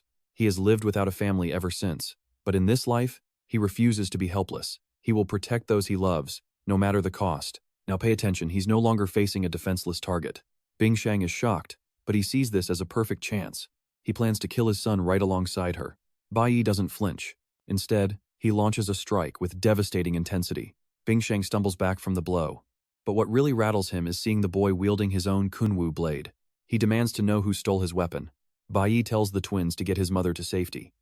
Bingshang realizes these summons are his son's work, and he's actually impressed. This means the kid is a dual elementalist. He claims such power is expected from his bloodline, but talent alone won't be enough to save him today. He won't forget what the boy did. Payback is coming, and it won't be pretty. Bingshang screams that the boy is overstepping, and he's going to teach him some respect for his elders. He lunges forward. Bayi's mother watches in pure terror for her son's life. You and I saw this coming, right? Bayi is ready. He uses his ice powers to freeze the attacker in his tracks. Then, the main character reveals he doesn't just have two classes. This power didn't come from Bingshang, it belongs to Bayi alone. He tells the man he is nothing more than absolute trash now. Bingshang refuses to be intimidated by him. He claims that despite his son's fancy classes, the boy lacks the real combat experience a father possesses. He claims there's a reason he's the head of the family while his son is nothing. But when he breaks free, Bayi hits him again. He doesn't stop until the aggressor is broken and subdued. Bingshang realizes his defense is shattered. Furious, he demands to know how a mere boy could ever land such a hit. Bayi just cold shoulders him. He doesn't owe an explanation to someone who isn't even family anymore. He warns the old man to stay far away from his mother from now on. If not, he won't be merciful. Bingshang just laughs. He claims he provided for them, only to be met with ingratitude. The man declares that as long as he is still breathing, Bayi will always be my son, no matter what happens. But Bayi isn't buying any of it. He strikes, sending Bingshang flying. The man tries to fight back, but he can't even get close to Bayi. Reeling from the blow, he wonders how a newly awakened kid could get this strong this fast. He is a red class rank C after all. He shouldn't be losing to his own child. Bayi tells the old man he has zero chance. It would be better if he just stopped resisting now. You and I just witnessed a man who only knows violence finally meet his match. Trust me, justice tastes sweet. Alright, you and I are about to witness a hero who finally decides this villain does not deserve to have a family. On top of that, he tells Bailing that a coward like him does not even deserve to be called a man. Consumed by pure rage, the main character slams Bailing's face directly into the dirt. His mother watches in shock, never having seen her son act this way. Defeated, Bailing begs the boy for mercy. He argues that he was the one who raised Bayi, and they should respect the blood ties that bind them. However, the main character asks if those blood ties ever stopped Bailing from assaulting his own family. He shouts that Bailing was always a monster who never showed compassion, no matter how much they begged. The man only ever knew extreme violence, acting without a shred of humanity. He never reflected on his sins. Because of him, they never had a single day of peace. Bayi declares that a man this pathetic has no right to a family or a second chance. Face in the mud, Bailing apologizes. He claims to see his mistakes and promises to never do it again. But pay attention, he is not falling for it. In his past life, Bailing did the exact same thing, faking his regret once he was finally overpowered. Back then, Bayi let his guard down and was betrayed. This time, he will not fall for the trick. His adrenaline is surging and he decides there is only one way to end this nightmare for good. Bayi's mother desperately tries to stop him before he commits an act he can never take back. Facing certain death, Bailing tries to negotiate for his life as the main character remains completely unyielding. But his pleas are in vain. Bayi has made his choice and nothing will change his mind. He summons his ice powers to silence Bailing forever, knowing there is absolutely no reason to hesitate right now. Suddenly, his mother's voice rings out, pleading for him to stop. The guardian beast had lent her its voice. Through the beast, she begs her son not to become a monster as cruel as his own father. You and I can feel her desperation as she explains that he has already lost his pride. She says he will live the rest of his life in regret and resentment. That is punishment enough. His mother admits she cannot bear to see her son transform into a monster by taking a life. Besides, she does not want to visit her own son in prison just for the sake of a coward. Bayi is finally convinced, but swears to ensure that Bailing is never a threat again, using an ability known as Judgment. By striking Bailing with this power, Bayi manages to permanently seal his awakened abilities forever. Now just an ordinary man with no powers, Bailing is ordered to leave the city and never return. Bayi warns that if the old man ever dares to approach his mother again, he will pay. The guardian will always be watching. If he commits one more hostile act, Bayi will show no mercy. Faced with this terrifying ultimatum, Bailing has no choice but to vanish from their lives. Sometime later, Bayi is back home. He tells the twins to keep a very close eye on his mother. He is just relieved he arrived in time, knowing something terrible could have happened if he was late. His mother reassures him everything is fine, but Bayi still plans to get her a new protective pendant. She thanks him for the concern, but then Bayi is startled to hear her voice once again. This time, however, it was not the mechanical voice of the guardian, but her own human voice. She does not know how it happened, but the spirit explains it healed her old wounds completely. Later, the guardian asks if Bayi is really going to leave his mother after everything they endured. Bayi explains the rent is paid, and he will buy the property outright once he saves enough money. He prepared a new pendant for her safety, but still needs the twins to protect her full time. He adds that his mother understands he is leaving for a very important and just cause. What she does not know is the truth about his past life and the memories he still carries. Bayi is still fueled by hatred for what happened to his old team. He must find his revenge. Arriving at the sacred realm much earlier than in his past life gives him a massive strategic advantage. So what do you and I think? Is he really ready to sacrifice everything for his revenge? Let us find out. Let's dive in. He is walking through the city. She mentions she almost forgot to pray, since the great mage of the flower goddess temple returns to Chushi City every summer during the first full moon. Bayi had completely forgotten how devoted his mother was to the flower goddess. He didn't tell her his departure date, thinking a silent exit was for the best. Saying goodbye was always his biggest weakness. Later, his friend receives news that his surgery was a total success. The boy's parents couldn't be more grateful for the outcome. He thinks it's no big deal, but his mom insists these procedures aren't simple and they should be grateful while he gets some needed rest. But the young man hates the timing his friends are leaving, and he needs to say goodbye. The next day, Qian's mother says her farewells, telling her daughter to make sure her father doesn't work too late. The school official reminds everyone it's only a 15-day trip, so parents shouldn't act like they'll never see their kids again. Meanwhile, Bayi waits alone. His teacher, Wang, notices and asks why his parents didn't come to see him off. He just gives a short no. Wang wonders if he's always been this independent. Bayi realizes his teacher has no clue about his real life, which is fine by him. Being alone is nothing new. After his family vanished, he lost his best friend too. Just when he started trusting new teammates, they were all taken on that dark day. He has grown used to living in constant pain and silence. That's why he hates goodbyes and prefers to just walk away alone. Professor Hong announces the train is here. Bayi stays focused, only thinking about the mission. Suddenly, a familiar voice calls out. Now watch this, he's about to be completely and utterly stunned. His mother and all his friends actually showed up to see him off. Lin Lu literally escaped the hospital just to be here, even though his parents will kill him. Bayi scolds his nerdy friend, reminding him he's supposed to be recovering from surgery. Lin Lu claims he's fine, but admits he was too worried not to come and give some advice. They brought him food and clothes, and even the class rep is touched to see how much everyone loves him. His mother hands him a gift, a special bracelet from the goddess temple for his protection. She remembers the gift he once gave her, and wants to return the favor for his long journey ahead. Bayi realizes she went to the temple just for him. She probably knows he won't be coming home anytime soon. Professor Hong shouts that the train is leaving, and tells all the students to get on board. Bayi says his final goodbyes and boards the train, finally ready for the long trip. He thinks about how much life has changed since his return, especially the people around him. You see that? For the first time, he feels like someone is actually waiting for him. Maybe he should hurry back once this is settled. Not far away, a mysterious man watches the train pull out. It is Lu Zhongjiang, the patriarch of the Flower Goddess Temple, who notices that Bayi boarded safely and the special item was successfully delivered. Now, he knows the rest of the mission depends entirely on Bayi. Inside the carriage, the professor explains the guild is handling the sea crossing toward the border of the Jiang Kingdom. This training journey has officially begun. It takes 1 day to reach the Sacred Kingdom, so according to tradition they will spend the night at the border conducting a field training exercise. Hearing this, Zelling gets hyped, thinking this training is going to be an absolute spectacle. Professor Huang explains that the creator gods gave supreme power to the divine families who protect this world. Currently, the Sacred Realm is home to 2 gods and their families, so everyone entering the country must strictly follow their divine laws without question.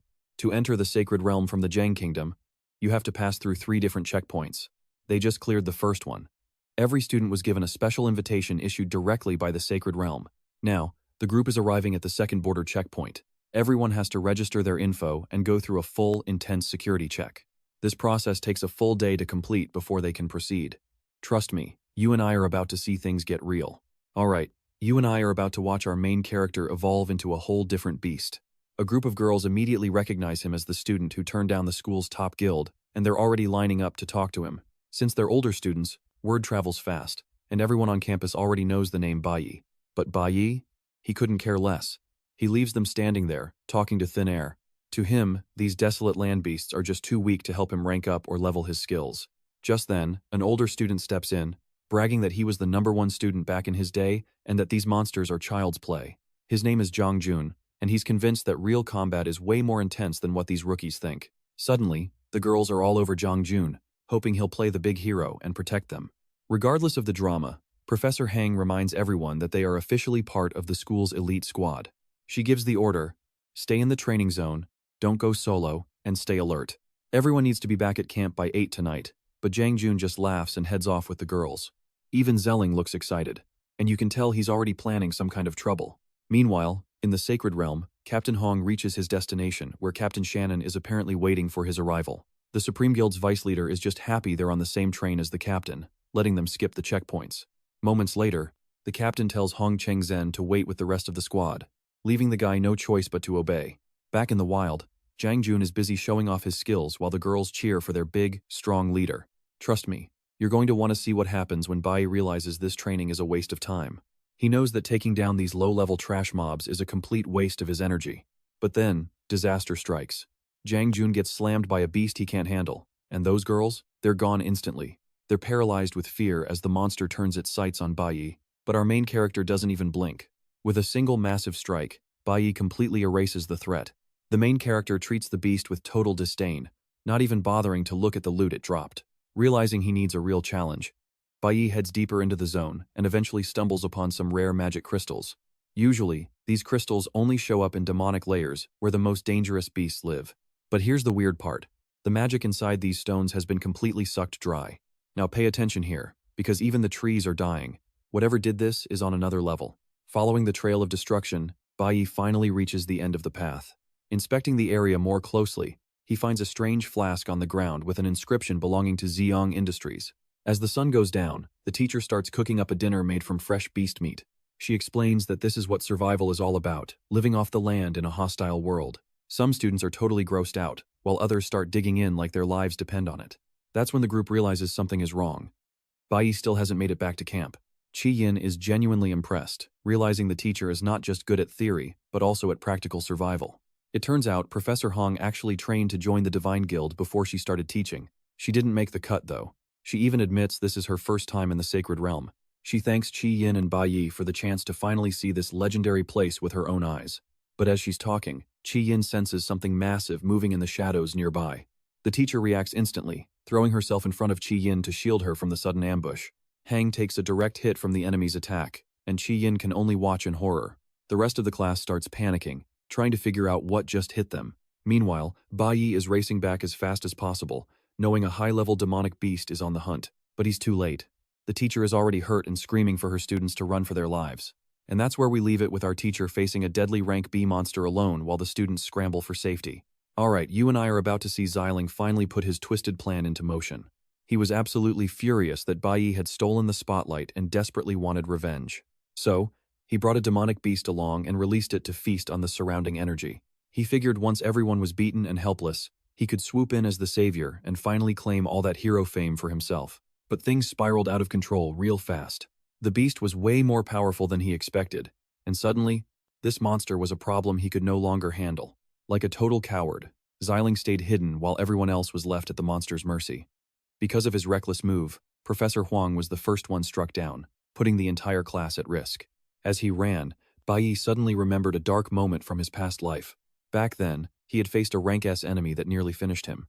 From that brutal fight, he knew this new monster was a beast at both attacking and defending. Right now, the strongest person on their side was Professor Huang, but she was only rank C, which was nothing compared to this rank B beast. Bayi realized he could never win this without using his absolute full potential. But if he did that, he would expose his secret powers to everyone, potentially drawing the eyes of the ones they call the gods. Now pay attention here. The professor realized half her class was down, and the monster's attacks were actually causing paralysis. She was desperate and had no plan left. Meanwhile, the creature was literally feeding on everyone's life energy. Chi fought back the hardest, but even she was completely at the mercy of this monster. Suddenly, before the creature could strike again, it took a direct hit. Huang stood her ground, declaring she would never let this monster near her students.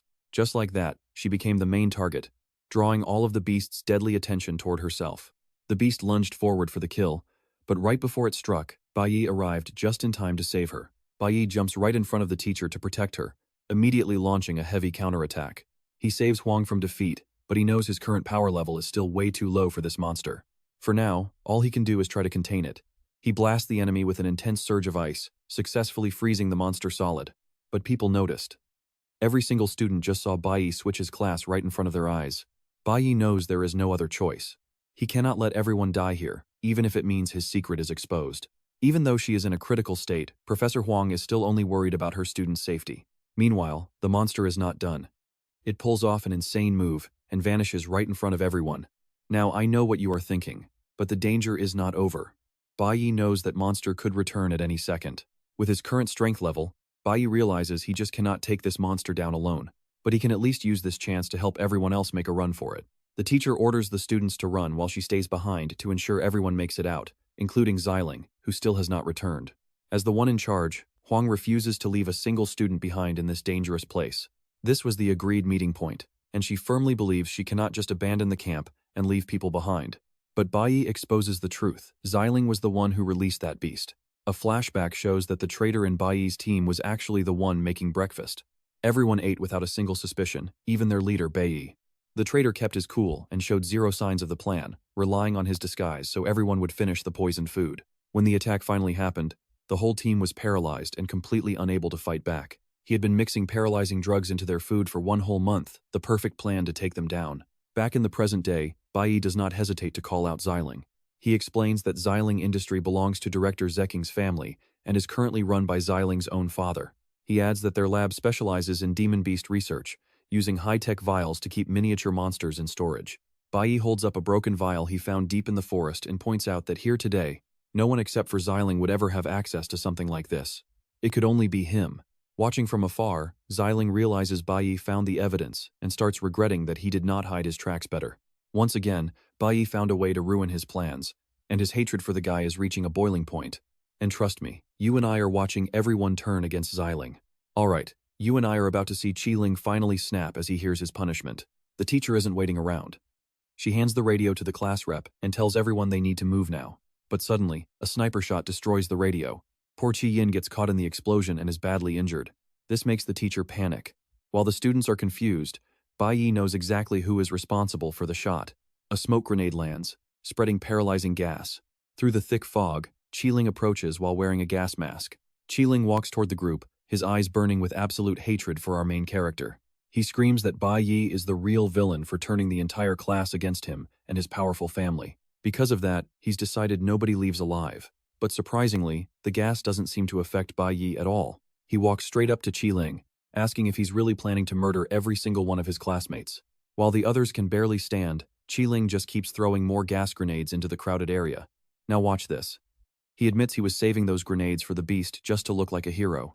Since the protagonist ruined his spotlight, he's decided everyone has to pay for following the wrong person. Qiling aims his bow, but Professor Huang steps in, desperately trying to convince him to drop the weapon. She begs him to stop, saying he can still do the right thing and be a better person. She actually believes this is all an accident. The Qiling she knows would never hurt his own friends. Qiling just scoffs, telling her it's far too late for that. There's no going back for him now. Professor Huang realizes she's losing control. Her body is going numb if she doesn't move. She will faint. Bayi suddenly cuts himself to stay awake. He tells Qiling he's right, there's no coming back from this. He adds that no amount of feeling wronged can justify the horrendous things Qiling is doing right now. Bayi's getting furious. This whole situation is reminding him of the dark parts of his own past. He asks how he has the guts to point a weapon at his own friends. You saw that move, right? Bayi charges.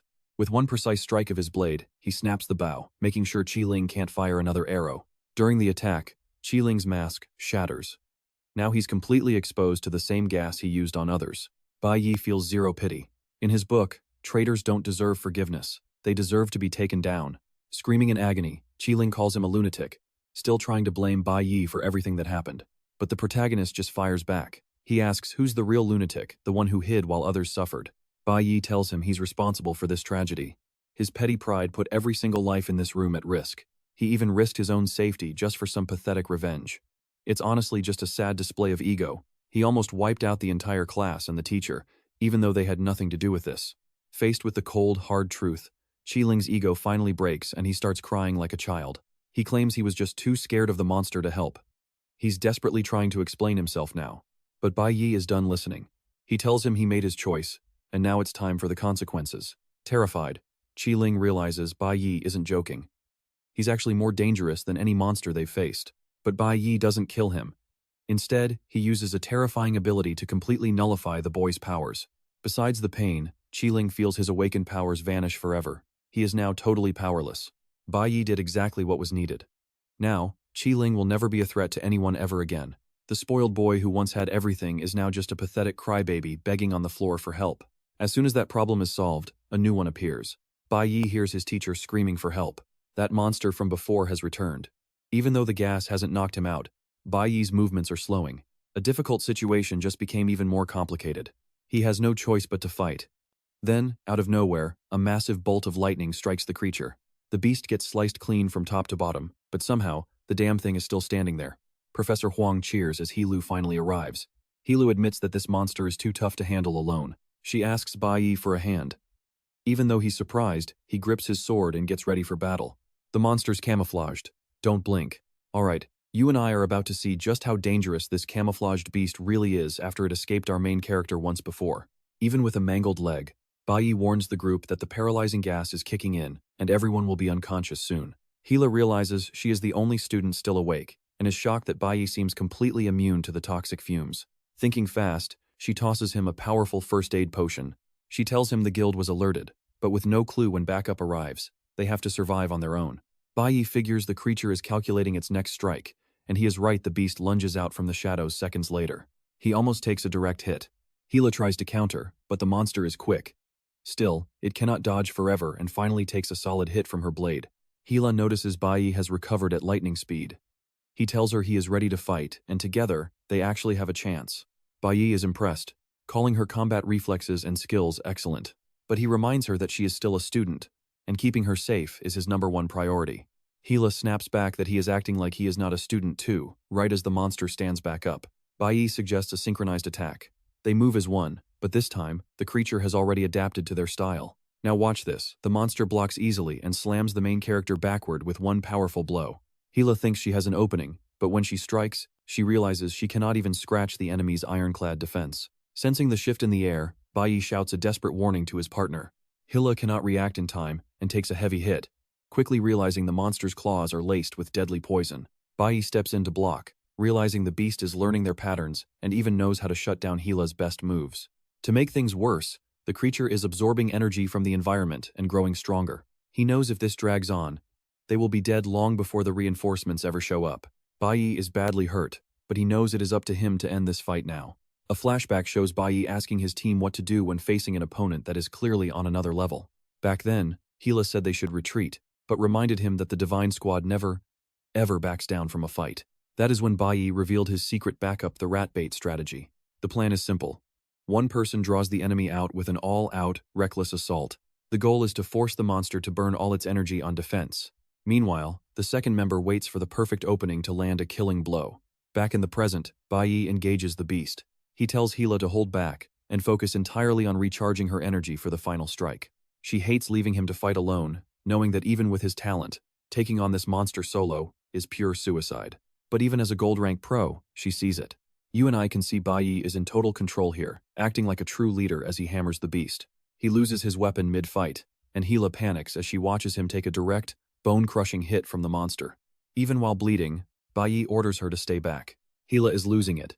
wondering how she can just watch her friend get torn apart while the monster thinks it won. The beast is smart enough to look down on humans, viewing them as nothing more than weak piles of meat. Bayi knows the moment is here. He finally screams for Hila to make her move. She springs into action, realizing Bayi lured the monster in by letting it think it could finally eat him. He knew the exact second the creature opened its mouth to feed would be its most vulnerable state. He was just waiting for Hila to deliver the perfect finishing strike. With one massive blow, she connects, and the monster's entire body goes completely limp from the shock. Bayi's plan worked. He warns Hila that the paralysis will wear off soon, so they need to finish it. Bayi says this is enough. He is not going to let this thing crawl away a second time. Without hesitation, Bayi activates his hidden ability to flash freeze the enemy. Hila is stunned to see he has more than one class, but Bayi is done hiding his true power. And trust me, you and I are about to see what happens when he finally fights with zero restraints. Alright, you and I are about to watch Bayi take down this beast and finally start his recovery. Watching this, Hila realized how rare it was to find a genius who could handle multiple classes. Someone as young and talented as Bayi was mind-blowing, but then he dropped a bombshell. He wasn't limited to just 2 classes, he could have as many as he wanted. He took advantage of the beast's defeat, absorbing its soul to transform it into a powerful new ally. Bayi now held 2 spiritual contracts with creatures, with room to form 4 more legendary bonds. After sealing the contract with his demonic partner, our main character named the creature Qiangzai. Now he could summon Qiangzai whenever he liked. Blown away by his multiple classes, Hila asked how far his powers actually went.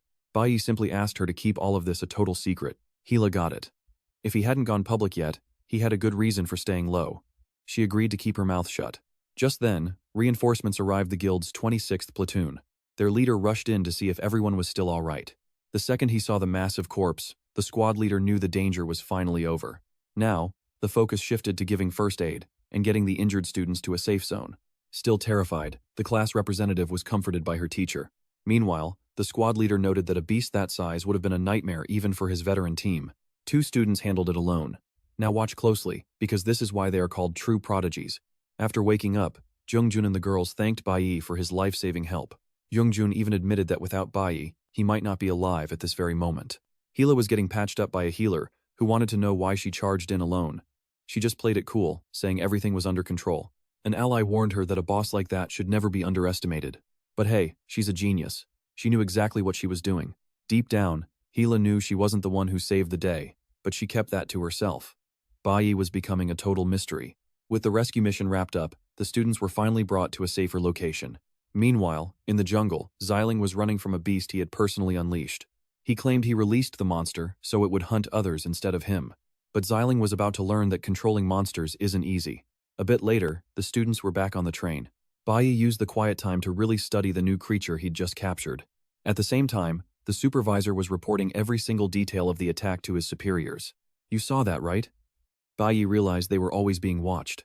Scaling his powers while staying hidden was going to be an uphill battle from here on out. Regardless, the train finally arrived at the long-awaited Sheni Kingdom. Once inside the Divine Realm, the train stopped at the campus station. Bayi was anxious but ready. This was the richest country in the world, making his own homeland look like a joke. The campus director greeted the students. He announced he'd be guiding them through the Divine Weapon Academy. Bayi knew his main enemy had graduated from here. Checking the time, he figured his rival was still a student there. He could barely wait to meet him face to face. Later, the students were introduced to the grand statue of Cadmus Thieves. He's one of the 5 creator gods. Since the Thieves family is the most powerful in the kingdom, their reputation is basically untouchable. They are special for having a direct lineage to a literal divinity. The director explained that Cadmus defeated a demonic dragon in the past, eventually founding the Gods Guild and this very prestigious academy. The Divine Soldiers Academy was the most elite school on the planet. Naturally, the chosen students were lucky, but they had to work for it. They needed rank B status and had to pass a brutal entrance exam. For many students, reaching rank B took a lifetime of work, making that power level incredibly rare to see. Rank B, awakened ones were rare, and anyone reaching that level young was hailed as a genius. Bayi knew this well. Trust me, you and I are about to see how terrifying his enemy truly is. Alright, you and I are going back to when Chris first joined Bayi's elite squad. The man who brought him in claimed Chris was the academy's top graduate back then. That's when Bayi realized his sworn enemy was still training there, waiting for him. To even stand a chance, Bayi knew he had to hit rank B immediately. His goal wasn't fame or prestige, he just wanted to outgrow his enemy and finally get his revenge. Chien sees his drive and realizes she'll need to join that academy too if she wants to stay by his side. Suddenly, A stranger approaches and questions why she's finally arrived in the divine realm without going to see her father yet. Qian looks stunned. The reception official steps up, identifying the man as Secretary General Chen. Chen breaks the news. Qian's father collapsed from overworking and kept it quiet, but she needs to see him now. Immediately, Qian grabs a ride to her father, leaving the other students wondering if she's from some high-tier noble family. Suddenly, a massive luxury limo pulls up, making everyone wonder if everyone in this place owns a sophisticated car. A group of elite academy students steps out of the car. The director immediately scolds them for being late. But pay attention to this excuse. One student claims they're elites from the East Territories who spent all night hunting monsters in high-level layers, which is why they overslept. The director clarifies that this training journey is conducted in partnership with various nations and schools, explaining that these new arrivals are actually locals from the Shani Kingdom. The visiting students are totally blown away. But the admiration isn't mutual, as the arrogant new students barely even glance at the visiting group. Their leader snaps that these commoners aren't worth their time since they don't come from prestigious backgrounds. The visitors are fuming at the disrespect, and even Professor Heng thinks this attitude is way too much. But the senior leader just mocks them, calling the whole group a bunch of clueless country bumpkins. He brags that he and his friends are true nobles of the powerful Shani Kingdom. Because of their status, the resources they get are on a different level. He adds that because they're in a private class of only 5 students, the institution spares absolutely no expense to ensure they succeed. According to him, regular students just can't understand what it's like to be privileged. The leader promises that unlike these losers, he's definitely getting into the Divine Weapon Academy later. He justifies this by showing off his level. Even as a sophomore, he's already nearly rank B.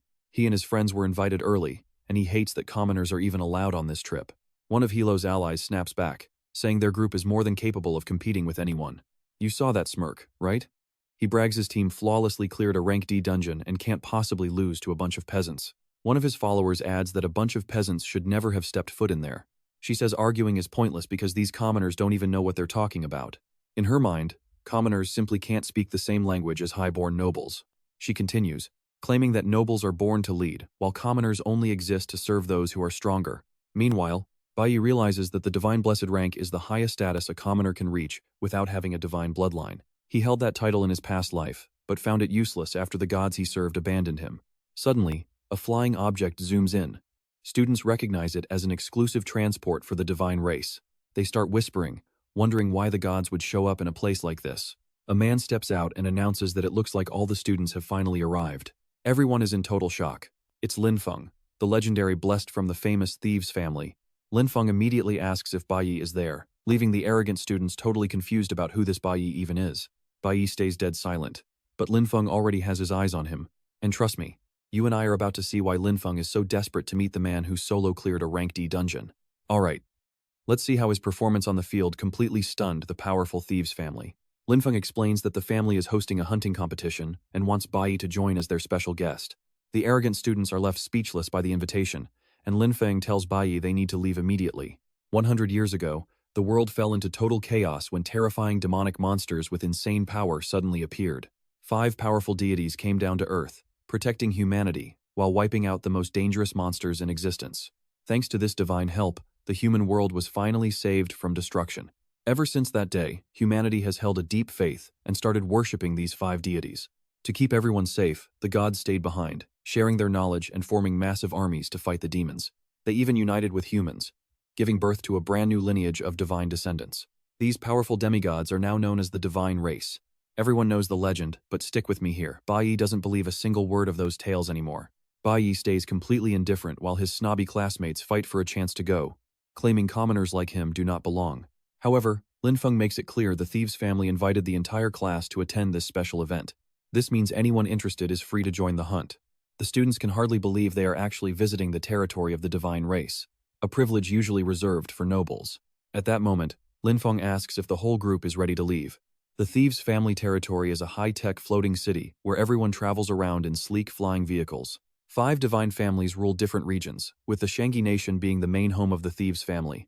They are descendants of Cadmus thieves and lead the strongest army in the world, the Guild of Gods. Naturally, they also manage the prestigious Divine Weapon Academy. Because of this, they control the entire process of army selection and management. Even the awakened in other countries fall under their rule. Bayi assumes his exam scores caught their attention, but he still does not get why they want him at this hunting competition. Lin Feng leads the way, and while the other students are dazzled by the beautiful sights, Bayi is just thinking about being back in this territory, since this is not his first visit. Soon after, a servant announces the arrival of visitors for Shin Thieves, the first heir to the throne. Shin is busy reflecting on art, noting his grandfather believed it was the only proof that humans ever existed. His father, the king, believed that ancient ruins were the only true evidence of life. Shin claims true art is actually about creating ruins, a concept that leaves the other students totally lost. The leader of the spoiled students tells the others to bow down, claiming only fools look a deity in the eye. But check this out, our main character stands tall. He knows exactly who Shin Thieves is, the eldest son of the ruling deity, yet he feels zero intimidation staring him down. Once the meeting ends, Linfeng takes the students to the actual hunting grounds. Everyone is terrified by the massive size of the monsters there. Meanwhile, Azad watches the hunt from a distance and asks how many participants are entering this time. His brother Aliad says the news is coming. Other nobles are watching too, including a girl named Alice Jin. Bayi knows exactly who those twins are. Assad and Aliad are from the AOD family, while Alice Jin represents the granddaughter of the Jin family. This means leaders from 3 divine families are watching.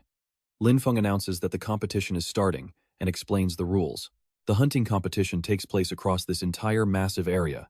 The core of the event is a battle between awakened humans and magical monsters.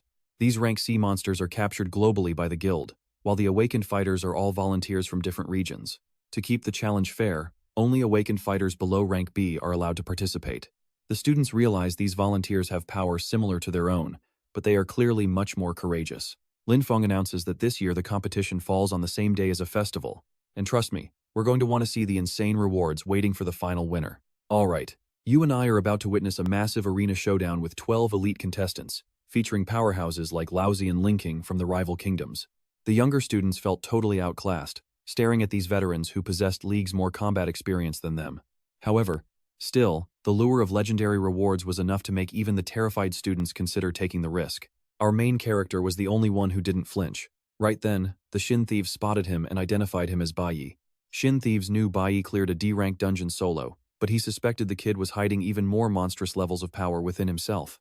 So, right in front of the entire crowd, he challenged Bayi to take down a C-rank monster alone. The elite students thought it was suicide for a mere student to fight a beast like that. But you don't ignore a divine descendant. Meanwhile, pay attention here, he realized Bayi's invite wasn't a mistake, but a calculated test by the Thieves family from the start. Bayi didn't just accept, he claimed facing one monster was too easy, and demanded to join the entire hunt from start to finish.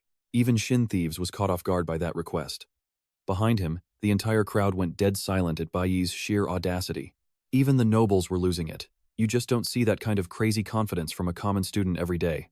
To Bayi, C-rank monsters are rare loot drops in the open world, and he wasn't about to let an opportunity like this slip away. His ultimate goal is rank B status, and he knows that means constantly pushing himself against increasingly dangerous and impossible challenges. Plus, 3 divine guilds were watching, waiting to witness his true power. He wanted to give them the greatest show of their entire lives. Hilo suddenly spoke up, wanting a spot in the hunt too. Right after him, the vice captain also expressed interest in joining the fray. The spoiled elite students were absolutely floored. Their world was being turned upside down. Shin Thieves noted they were all C rank anyway, so technically, they met all the requirements to join the competition. He found these gutsy, ordinary students entertaining and, since it made things more interesting, he officially approved their request to compete. One elitist brat scoffed, calling them bumpkins who were just trying to show off for the divine guilds before they inevitably failed. You and I both know how this goes. The arrogant leader just can't stand being outshone by a bunch of peasants. Linfeng warned him to think twice. Teleportation devices are banned in this forest. If you get into trouble out there, absolutely no one is coming to save you. Despite his knees shaking, the leader didn't want to look like a coward and agreed to jump into the competition anyway. He figured that even if he didn't win, he couldn't possibly perform any worse than a group of low-level commoners. With those additions, 8 more fighters entered the mix, 5 from the private academy and 3 more from the Jang Kingdom. Up in the VIP seats, the nobles realized the entertainment had just become 10 times more interesting. The Jin family grandson turned to the twins, asking them who they were betting on. They dropped 1 million each on the academy elites, convinced that high-born nobles like them could never lose to a bunch of inferior commoners. But then Shin Thieves spoke up, putting his massive bet on Bayi. The twins couldn't believe he was being serious. They thought he was just burning money on a loser, while the Jin grandson quietly weighed his own options for the bet. Linfeng suddenly realized he forgot to mention one thing, staying far away from the dangerous central region of the Black Forest. He figured there was no reason to worry, though, since these kids probably wouldn't survive long enough to get that deep. The participants finally spread out across the field while drones swarmed the sky, streaming every second of the action.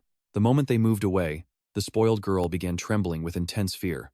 She claimed they were facing a level of danger they had never seen before, but their leader ordered everyone to stop panicking and remember their previous battles. He claimed a C-rank monster wasn't much tougher than the dungeon bosses they had already defeated. He believed that if they fought as a coordinated unit, they would have the perfect chance to finally put those arrogant bumpkins back in their place for good. Sometime later, Bayi and his group pushed forward.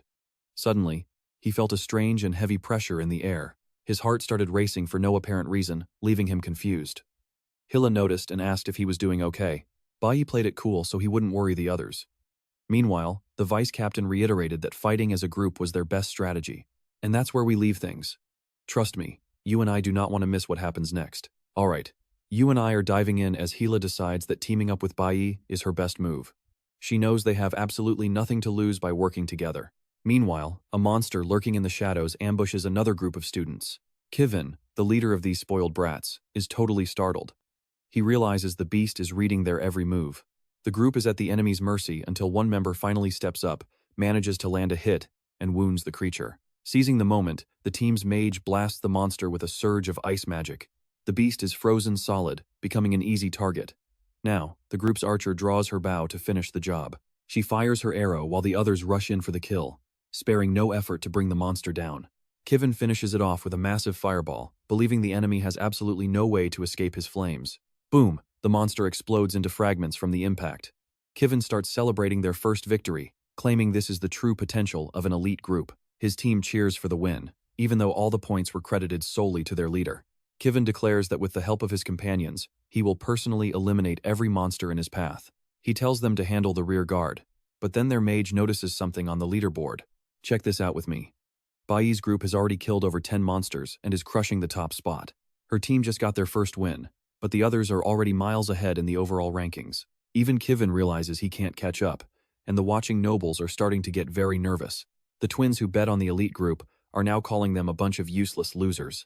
They can't understand how commoners are winning and just write it all off as a bit of beginner's luck. Coincidentally, the prince has already randomly chosen the participant currently sitting in third place. Shin Thieves says it isn't luck, reminding them to never underestimate the insects. The fat noble hasn't bet yet. He asks if this hunt is getting too easy. If things stay this way, it won't be fun at all. That's when Shin Thieves asks what kind of crazy, outlandish idea the boy is cooking up this time. The Jin family heir says he's betting on himself since he's also going to participate in the hunt, but he's not getting his hands dirty. Instead, he's sending his personal dog into the hunting grounds. One twin notes that dog is a divine beast, and the rules only allow participants below rank B. But the fat noble just laughs it off since the divine guild sets the rules anyway. He even suggests they turn up the heat by releasing the high-level monsters they have locked up. Trust me, this just became a death trap. If his dog doesn't take first place, he's a dead man. The students on the ground are terrified as these massive monsters suddenly start appearing out of nowhere. One student tries to forfeit and begs to leave, but there are no rescues available inside the hunting grounds. Just like that, several participants are wiped out of the competition in a matter of seconds. They knew the risks, but Professor Huang is still worried sick about what might happen to Bayi. Unlike her, the nobles don't show any concern at all for the students' lives. To them, this is just a show. The twins are even cheering because the competition finally got interesting. They turn to Thieves and ask if he has any more monsters left to release into the field. The prince stays silent, just watching everything unfold. Back at the hunt, Hila is fighting a stone monster. She relies on her pure speed to dance around the creature's heavy, crushing attacks. While she draws its attention, Bayi finds an opening and sends the monster flying with a powerful kick. It's not over yet, but the beast is weakening thanks to one of the vice leader's support abilities. Bayi doesn't miss the chance. He strikes again, putting the monster down for good this time. Hila realizes this is already the third time Bayi has saved her skin during this entire exam. She notices he's only using one of his classes, clearly trying to keep his full power hidden. As for our main character, he's busy thinking about how fast he's actually growing. He knows if he keeps this up, reaching rank B is just a matter of time. However, he has to be smart. He can't show his true strength while all these cameras are watching. You and I will have to wait and see if he can find a quiet spot to let loose. Alright. You and I are about to see if this misty forest is as perfect as our main character thinks. He knows he can't show his hand yet, so the forest is his best bet, but first, he's got to talk his team into it. The vice captain isn't worried, claiming the team is crushing it at the very top of the leaderboards. He points out that the fourth place guy is trailing way behind, making their lead look totally untouchable. But Gila spots something he missed. Someone is climbing those rankings at a terrifyingly fast pace. Bayi recognizes Ganix, but he's scratching his head wondering why this guy is even in the competition. Ganix is soloing high-level monsters like a beast. Being a B-rank cloud type with a divine blessing gives him a massive edge. Just because he's a grunt for the Jin family doesn't make his raw power any less scary. In no time at all, Ganix rockets all the way into 3rd place. He just blew past Bayi. Seeing this, the chubby guy starts cheering, yelling that Ganix finally dethroned Thieves' pick. He mocks the prince for betting on the wrong horse, certain he's about to lose big time. One of the twins isn't having it, arguing that bringing in a divine blessed fighter is straight up cheating. But the other twin remembers Thieves hasn't lost a single bet yet and can't wait to see him finally crash and burn. The prince doesn't even flinch, declaring that he's sticking with his original pick no matter what. Now watch this, he drops 100 million on the table. Trust me, that amount is absolutely insane, and the twins are totally losing their minds over it. On the flip side, the big guy boasts that Ganix is the most loyal hound he's ever trained, and he happily raises his own bet. Thieves decides to spice things up, adding extra time to the clock just to push the participants to their absolute limits. And just like that, the final phase of this hunting competition is officially live. That means more monsters are flooding the arena, and everyone has to choose stay and fight, or tuck tail and run. Right away, one of the girls decides she's had enough and quits. A drone then announces a brand new grand prize from the Thieves family, a legendary item known as the Sacred Oracle. Bayi knows the truth. It's a ring that members of the Divine Guild can only give out once in their entire lives.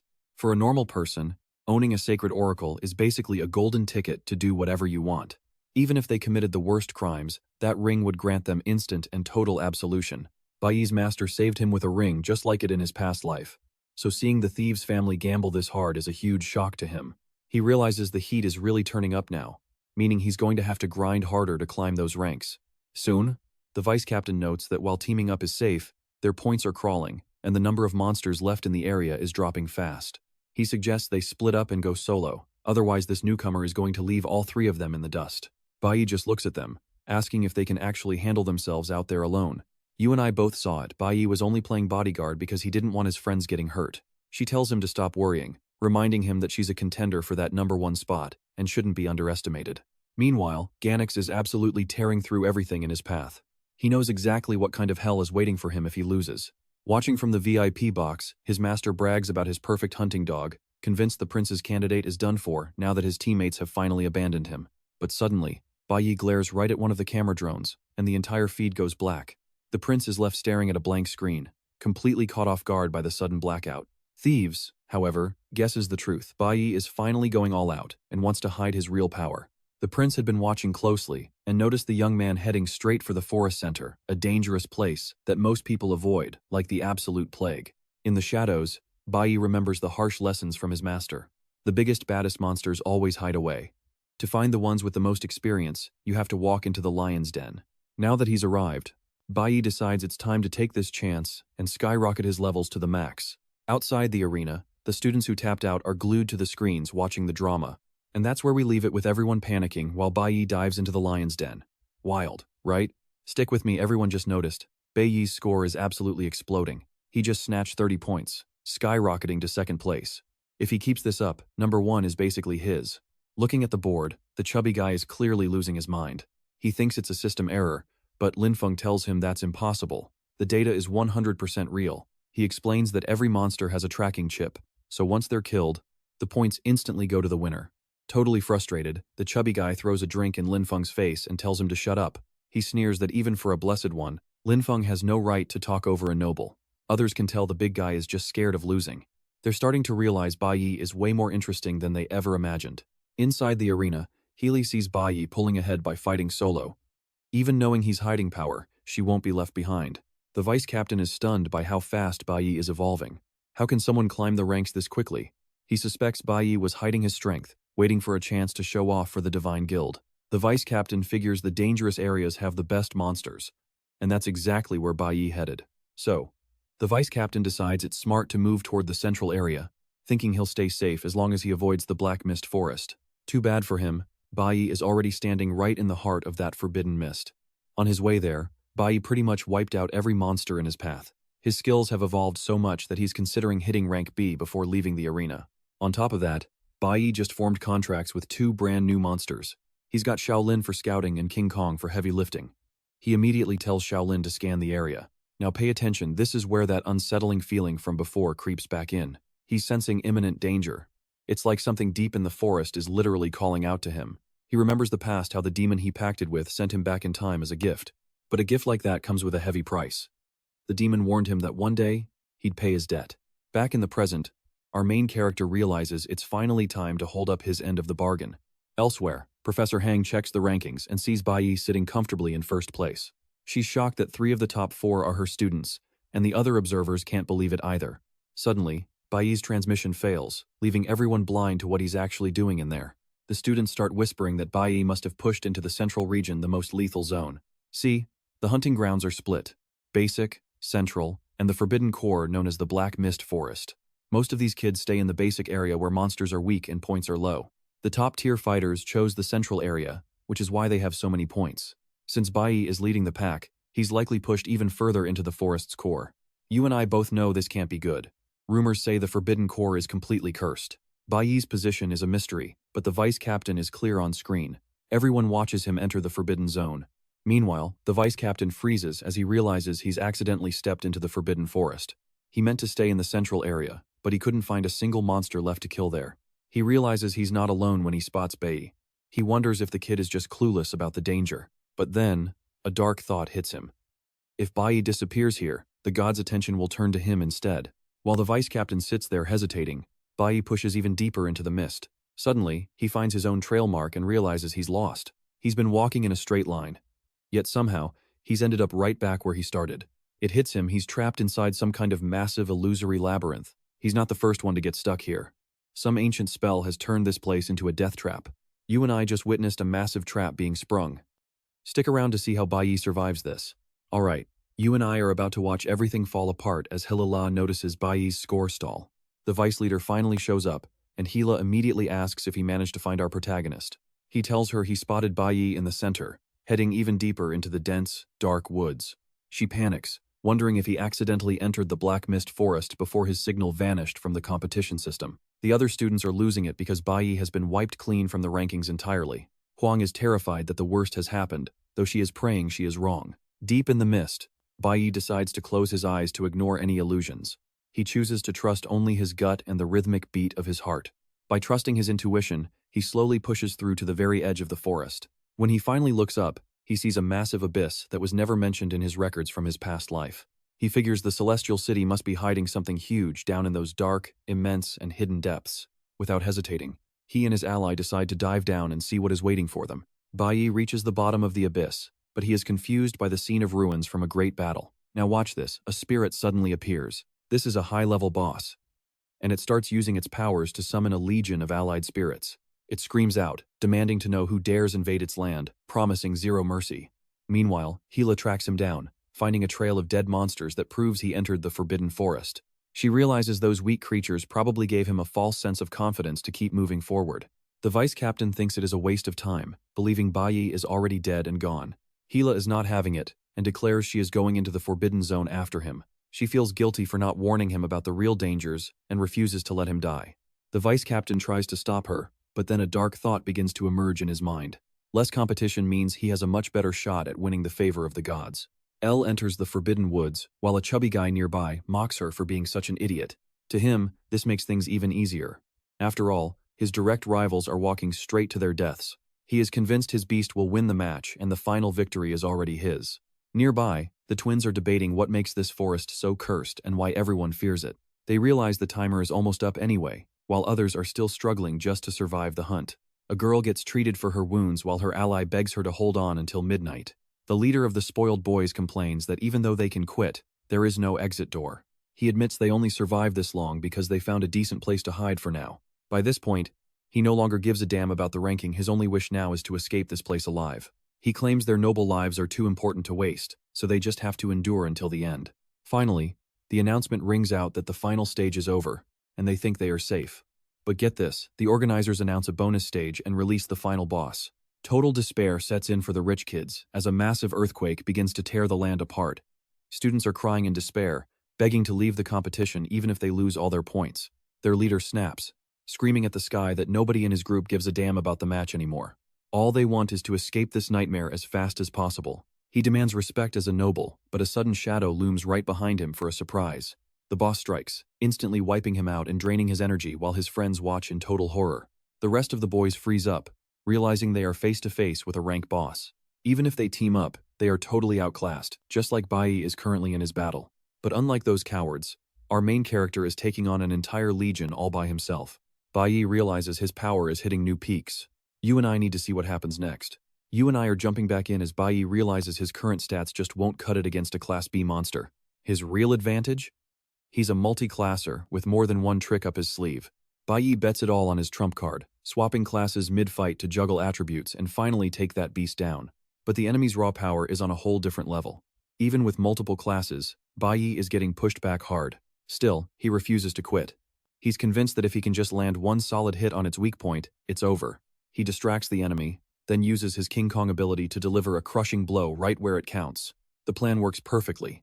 He nails the monster where he intended, leaving it wide open for a finishing move. Bayi finally closes the power gap and, with one last decisive attack, he wipes the monster out for good. It was a brutal struggle, but he wins, and as a reward, his general attributes get a solid boost. But the grind doesn't stop. He spots a massive locked gate ahead and feels this strange urge to see what's inside. Now watch this part closely. A surge of stellar element means a brand new class is about to awaken. Meanwhile, outside the dungeon, some members of the divine class are whispering about the secrets of the celestial city. One soldier mentions a rumor that the central tower actually hides a dungeon filled with high-level, imprisoned monsters. His buddy isn't buying it. He argues that something that dangerous would be impossible to hide in a floating city. Their captain interrupts, immediately reprimanding both soldiers for their loose talk and lack of discipline. He snaps at them for gossiping on the job. The two soldiers instantly freeze up, looking completely terrified of their boss. The captain makes it clear that their only job is guarding the city's eastern sector, nothing else. With the competition active, mistakes are fatal. He rants that despite being here for 3 years, they still show less common sense than a fresh recruit. He tells them to be more like their colleague Chris, who is actually an exemplary soldier worth looking up to.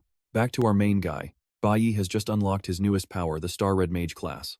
He's hyped for the new skills, but that weird, unsettling feeling from before starts creeping back in.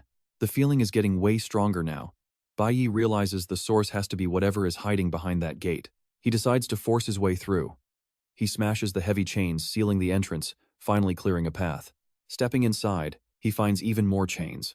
It's clear that something or someone incredibly important is being kept here. Magical chains and locks bind a lone man, ensuring this prisoner has absolutely zero chance of escaping his cell.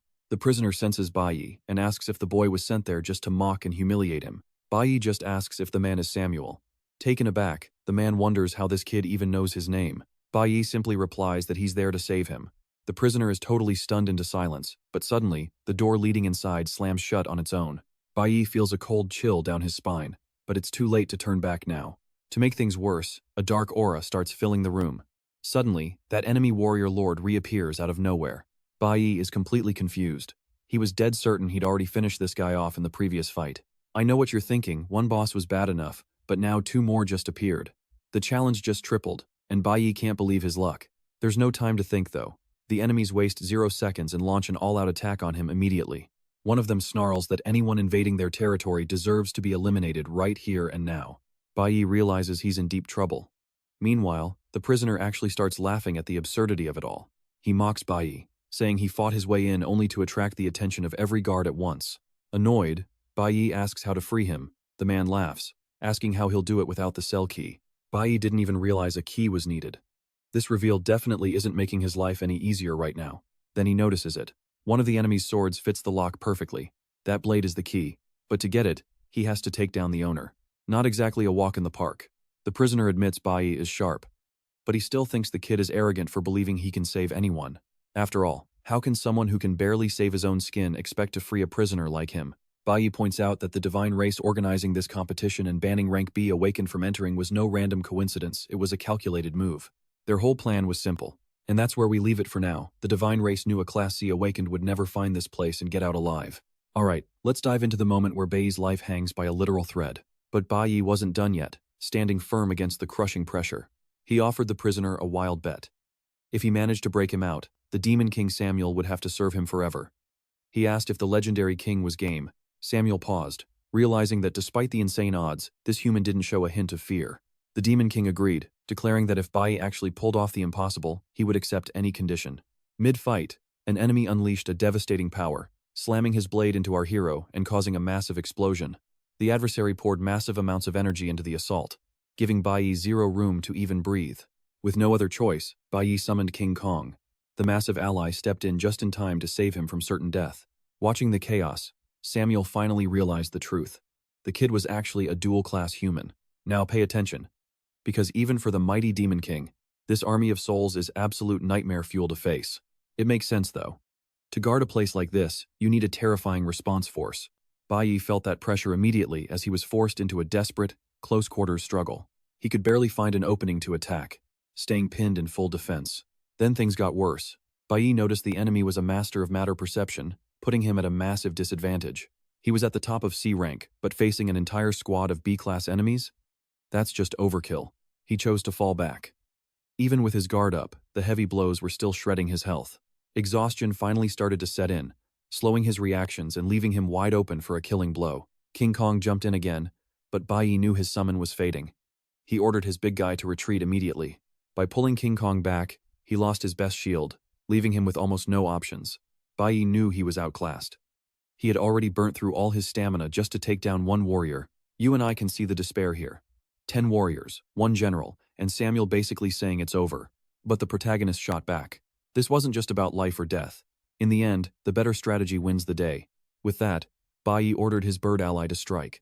The winged summon rained down projectiles, sniping the smaller enemies who were desperately trying to protect their master. While his bird distracted the minions, Bayi launched a new offensive, charging straight for the general himself. He closed the gap and unleashed a freezing ice strike, catching the enemies off guard for a split second. The general was completely focused on shattering the ice, leaving himself wide open for a counterattack.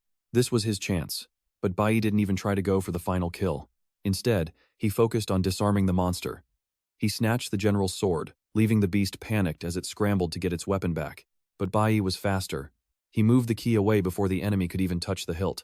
He used the sword for its true purpose, flinging the key toward the lock while summoning King Kong to finish the job. Disaster struck. His summon failed to grab the sword because the enemy was faster, snatching the key back for himself. Bayi's eyes widened. His master plan had failed, and now the general was turning his fury on King Kong. This time, King Kong couldn't defend himself. The massive summon was crushed and vanished. With one less target, the general declared that the greatest despair from the abyss was finally drawing near. Watching his summon vanish left Bayi feeling completely powerless. He was down an ally and out of time. Samuel noted that the young man had underestimated his foes and paid the price. These undead were nothing like the beasts he'd fought before. These were the souls of the Demon King's ancient servants. They were Samuel's own subordinates in life, now acting as the prison's ultimate defense. Bayi was in a total nightmare. He tried to hang on the only way he could by dodging every incoming strike. It was the only move left. Attacking now would just waste energy, but Bayi still refused to give up. He searched for any tiny opening, but his attacks just weren't dealing enough damage. Samuel had to respect the hustle. However, the king realized that the potential of Bayi's class had finally hit its absolute limit. Still, for a supposedly weak human, he admitted that Bayi was easily one of the best. Trust me, you and I are about to see if a single human can actually survive this legendary army. Alright, you and I are about to see why Bayi decided he never needed a team again. A flashback takes us to the Divine Guild headquarters, where a younger Bayi admits he is just not a team player during raids. His master calls him out, claiming Bayi only acts solo because he thinks he is superior, and everyone else just slows him down. Bayi fires back that it is not about ego, he simply does not enjoy dealing with people all that much. The master is not buying it, insisting they know each other far too well for Bayi to keep making these weak excuses. Bayi retorts that his master is a bad example, since it is literally his job to tolerate him. But the old man reveals he has already handpicked an elite squad for Bayi to lead, hoping his disciple finally makes some real friends. At first, Bayi was certain it would fail, but after many years of fighting side by side, they actually bonded until the very end. Back in the present, Bayi realizes that since his return, he has never truly been alone. After all, he carries the heavy burden of his fallen companion's hatred with him at all times. Now, pay attention, because this is where the real show starts. Bayi switches classes to a star mage, using celestial power to warp the terrain and seize a massive advantage. Bayi launches a fierce assault, putting his brand new skills to work immediately. He uses the twisted environment to his advantage, pinning down 10 warriors in one go. He creates a narrow corridor, forcing a one-on-one with the enemy general, while noting how familiar he is with every combat class. As he charges forward, the enemy general raises a massive sword to block the strike. Bayi does not slow down for a second. Instead, he purposely lets the general's blade connect. The impact is heavy. A B-rank general's strike is no joke. He realizes only a high-tier weapon could ever hope to shatter his defenses. But now, he has got the enemy exactly where he wants them, with zero room to counterattack. Bayi triggers his ice magic, freezing the general solid just like he did to the others before. You and I can see why the prisoner is stunned. He just watched this kid manipulate the entire battlefield to isolate the leader. He used himself as bait, taking a direct hit just to close the gap and secure his win. Even fighting solo, the boy's tactical brilliance is clearly on another level. Samuel realizes right then and there this kid is a literal one-man army. The protagonist snatches the enemy's sword, the final key to unlocking the cage. Without wasting a second, he hurls the blade into the lock. The general won't go down that easily though. She screams that she won't allow this and shatters the ice with raw strength. Too late. The sword is already in the lock, and the liberation process kicks into gear immediately. In that moment, the Demon King can't believe it, the boy actually managed to set him free. As the seal breaks, Bayi steps closer, reminding the Demon King of their deal and demanding he fulfill his end of the bargain. Instantly, the Demon King lunges out and captures Bayi in his grasp. At the same time, the other soldiers break free, leaving Bayi in a very dangerous spot. But Bayi does not flinch, ordering Samuel to honor their contract and wipe out the entire undead army right now. Samuel scoffs, telling him he would do it anyway without needing to be asked a second time. The Demon King erupts with power, declaring he has zero mercy left for any of these traitors. Samuel takes his position before his former legion and begins tearing through them one by one. Years of built-up fury explode against the reanimated soldiers, who stand no chance against such a terrifyingly superior force. He slaughters the soldiers in seconds before finally addressing the general. He moves Bayi out of the line of fire and crushes the army leader. Bayi can only watch, impressed by the Demon King's sheer, enviable power. Samuel declares that the others clearly have not realized they have no hope of defeating him. The remaining soldiers desperately try to fight back, but it is useless against an opponent this incomparably powerful. The Demon King tells them point blank betraying him was the last mistake they will ever make, and he will make them regret it. Samuel spits at his former soldiers, calling them nothing more than ungrateful, pathetic traitors. He unleashes his full rage upon them, giving the enemy absolutely no time to even react. The Demon King reminds them that this land was once their home until those calling themselves the divine race arrived and ruined everything. He claims everything would have been different if only his soldiers had stayed loyal to his side. But instead of resisting, they chose betrayal. Trust me, karma is coming. Alright, you and I are diving into a world where loyal soldiers turned into rabid war dogs. With pure rage, the Demon King asks if this betrayal was actually worth it. The general fires back, claiming the army chose survival over honor. In his eyes, there was simply no way to win a war against such overwhelming odds. But the Demon King isn't hearing it. No excuse can wash away the blood of treason. They turn their backs on their king, and that's a fact. The general doesn't even argue. He is done. He just looks up and asks to be put out of his misery forever. Not a chance. The Demon King isn't about to grant a traitor's final wish. He sneers, telling him that rats like these don't deserve the mercy of a quick death. Instead, he has got a much more fitting punishment in mind for them. Suddenly, Samuel lunges, tearing into the general without a shred of pity. The general screams for the end, until his request is finally granted. But wait, it wasn't the Demon King who delivered that final blow. It was our main character, Bayi. Samuel is livid. He snaps at the boy for interrupting his revenge, demanding to know who the hell he thinks he is. Flashback time. In a past life, the Demon King Belelfigore asked Bayi to help him hunt down the other 6 demon monarchs. Bayi just asked, "Who are these guys?" Belelfigore explains, "These are the other kings of hell. And when the time is right, a signal will trigger." See, Bayi's new heart will literally pulse when these monarchs are near. They all share a burning hatred for the gods, meaning they have the exact same enemy as our hero. Stick with me here. Once he frees them, Bayi can build an army of demon kings to wipe those arrogant gods off the map. Back then, Belelfigore was practically buzzing with excitement. He knew that if they launched a united front, not even the gods would be able to run from the carnage. Once those deities fall, their suffocating rule over the world will finally be over for good. Now, back in the present, Bayi makes it clear he ordered Samuel to execute those enemies immediately after they were defeated. No games, just results. But Samuel decided to play with his food instead. Watching him toy with the fallen was too much for Bayi, so he stepped in to end those spirits himself. Samuel is fuming. He growls that just because Bayi broke his chains doesn't mean they are suddenly on equal footing. But Bayi isn't intimidated. He calmly points out that the Demon King can't actually leave this place alone. This entire tower was built specifically to suppress his power. If Samuel wants to rot here forever, Then fine, he can try to kill Bayi right now. Even though it burns his pride to admit it, Samuel knows the kid is right. He is stuck without him. Then Bayi drops a name, Belelfigore. The Demon King freezes. Hearing that name after all this time is a massive shock. Our protagonist drops the truth bomb. He is only here because of a condition imposed by Belelfigore himself. Samuel is lost. How could a mere human know Belelfigore? Bayi explains that his survival was guaranteed by the king, who granted him a brand new heart. He has got a contract to fulfill. And freeing Samuel was just the very first step of the entire plan. So what is next? Well, you and I are about to see him stir up some serious chaos in this territory. They finally leave the prison behind. As they reach the second level of the abyss, Samuel reveals that this entire city was actually his once. He has honestly lost track of how many centuries he spent rotting in that cell, but he remembers when it all changed. They found a habitat rich with crystals and raw demonic energy, and that is when things turned dark. A group calling themselves the Divine Race caught wind of it and invaded his land with a massive army. While the demons were just trying to build a home, they were blindsided and annihilated by these so-called holy warriors. The land was stripped bare, and everyone who survived was dragged away into slavery. The invaders rebuilt the place into a celestial city with 2 tiers. The top level is a paradise for the Divine Race, dripping with luxury and pleasure. But the lower level? That is a prison for anyone who dared to fight back against this divine revolution. Samuel and his people were the first ones tossed into the dark. To keep them down, the enemies sealed the lower level away forever, behind a massive barrier. Since then, the enslaved have been forced to grind day after night just to fund those pampered lives above. Some are even used as living batteries, getting their souls literally sucked out. The whole city literally floats on the misery of those who lost the war. It is sickening. After being locked away for so long, most of them have even forgotten their own names and the lives they once had. Samuel grumbles that if the Divine Race hadn't been out of options against him, he probably would have suffered the same fate as the others. Bayi listens to it all and sighs.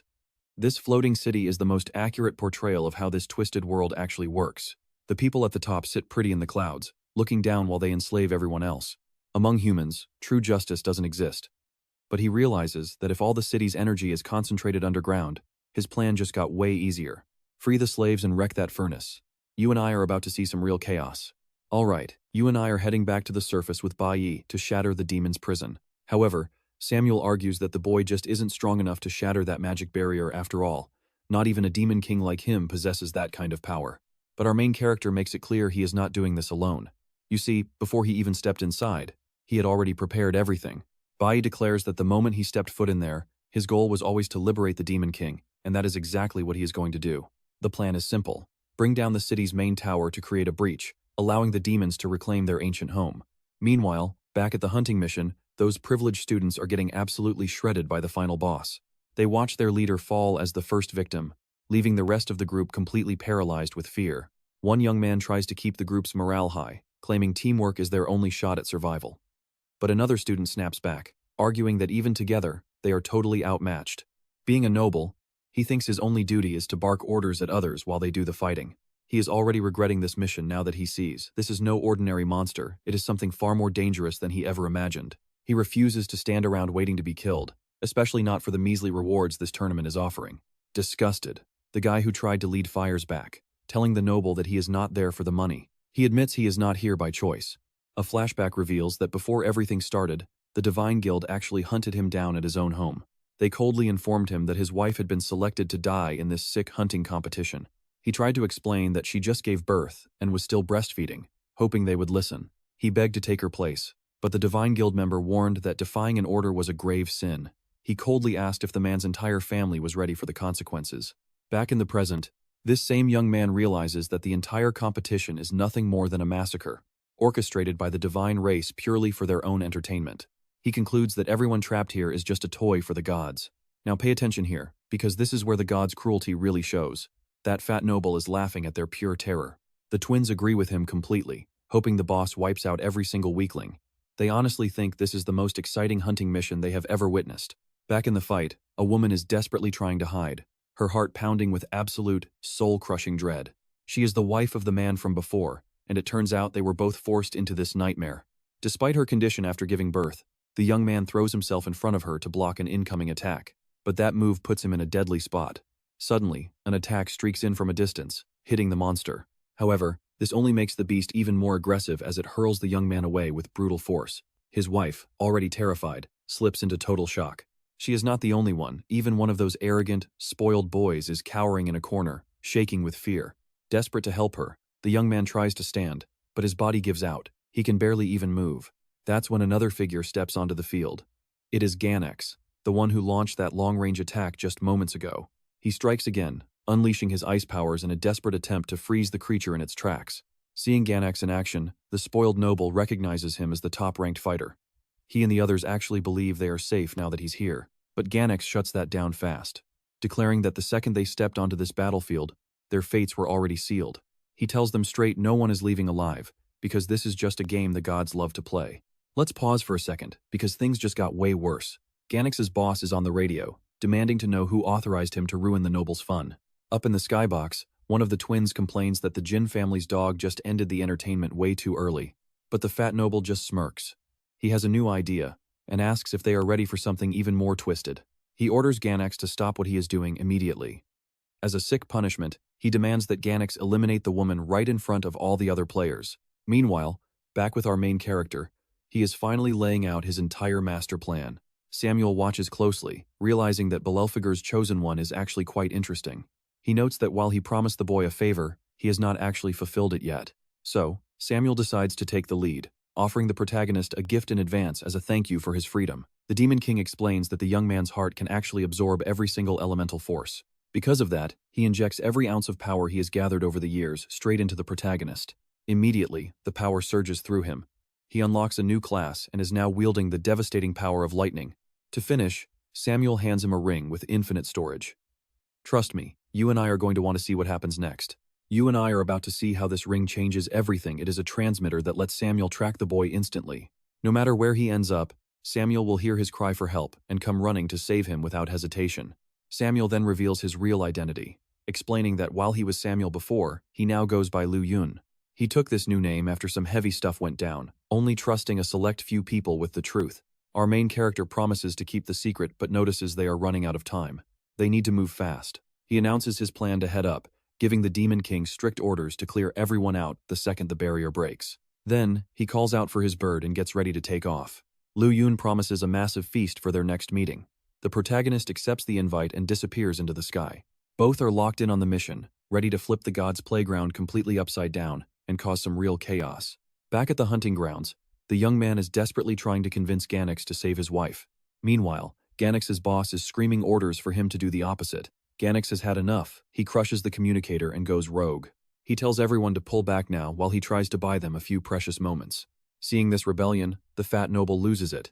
Even the twins cannot believe Ganex is actually turning his back on his master. The furious noble declares that he is going to put his dog down the moment he lays eyes on him again.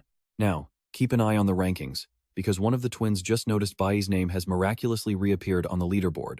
As for our main character, he has just stepped out from the shadows of the dark forest. He has known since the start that this competition is nothing but a sick show for the noble elites. Everyone on this battlefield, whether they are demons or awakened, is nothing but a pawn being moved around by the gods. But he has found a way to level the playing field. He is going to force the nobles to play their own game. Bayi realizes this world is like a massive, confusing forest. Once the gods take control, you can never find your way out. In his past life, he spent every single day living a lie fed to him by the divine. Looking back, he sees all the mistakes he made. Now, he tracks down the monster acting as the source of the forest's evil energy. He begins absorbing its power. This energy is what spreads through the air, creating the massive illusions that haunt everyone in the forest. But our hero knows the truth. This creature is just another prisoner captured by the divine race. We cut to a flashback of a young He Li being shaken awake by her older brother in the middle of the night. He told her to get up and follow him right away. No questions asked. They both squeezed into a tiny hiding spot, and her brother begged her to stay as quiet as humanly possible. She did not understand why until she heard a terrifying sound outside and realized a monster was hunting them right outside their door. Then, she saw her parents dead on the ground. Understanding they were gone, the terror peaked as the monster began crawling toward their hiding spot. Back in reality, Hilo wakes up from the nightmare, gasping for air. Bayi calms her down, explaining that the forest mist got to her, but she is finally safe now with him. Still shaken, Hilo tries to process the horror. But he reassures her that everything is coming to an end very soon. You and I can see the shock on the nobles' faces as Bayi's name suddenly flashes back onto the screen. The twins find it hilarious. Just as the Jin family loses a subordinate to rebellion, their biggest rival jumps back into the arena. Unlike them, the fat noble is fuming. feeling completely humiliated by everything that is falling apart around him. In a fit of rage, he demands that Thieves release the deadly demonic stimulant immediately. The prince warns him that the substance is way too dangerous. Even a rank B lord could face terrible consequences from it. But the fat noble does not give a damn about the details. He just wants everyone inside that arena wiped out for good. Thieves is still hesitant, but the furious noble tries to force his hand, even looking to the twins to back up his insane plan. The twins think the whole idea is a blast, and do not lift a finger to stop it. The man's own sister tries to talk some sense into him, but he just ignores her completely. He claims the majority is on his side and pressures Prince Thieves to cough up the stimulant. Finally, the prince gives in. The fat noble then barks an order to shut down the ranking system entirely. Points do not matter to him anymore, he just wants to watch the chaos unfold. Soon, the toxic stimulant is released. Trust me, you and I are about to see something terrifying as the contained monster begins breathing in that deadly stimulant. In an instant, the beast shatters the ice and breaks free from its frozen prison. Alright, let's dive into the chaos because these stimulants just turned an already deadly boss into a mindless engine of destruction. The monster starts draining the nearby trees, sucking their life energy dry to fuel its rage. It is not alone though. Every monster in the area is losing it. But Ganix? He is the only one who actually knows what is going down. He realizes the truth, those corrupt nobles are trying to wipe out every single person trapped inside the barrier. Watching from his private box, the fat noble sneers that this carnage is simply the result of his dog's disobedience. He rants that his doormat should have never tried to escape his grip, because defying him is basically like picking a fight with the gods. But suddenly, something unexpected shocks the arrogant nobles. Now pay attention here, the system warns that the divine barrier security is failing, and as protection deactivates, the fat man starts panicking. Before he gets an answer, the entire system collapses, and all those imprisoned monsters finally break loose for some payback. The twins are shaking in their boots, screaming for their guards to fix this mess right this second. Even Prince Thieves, usually cool as ice, starts looking seriously worried. He realizes someone actually destroyed the city's defenses.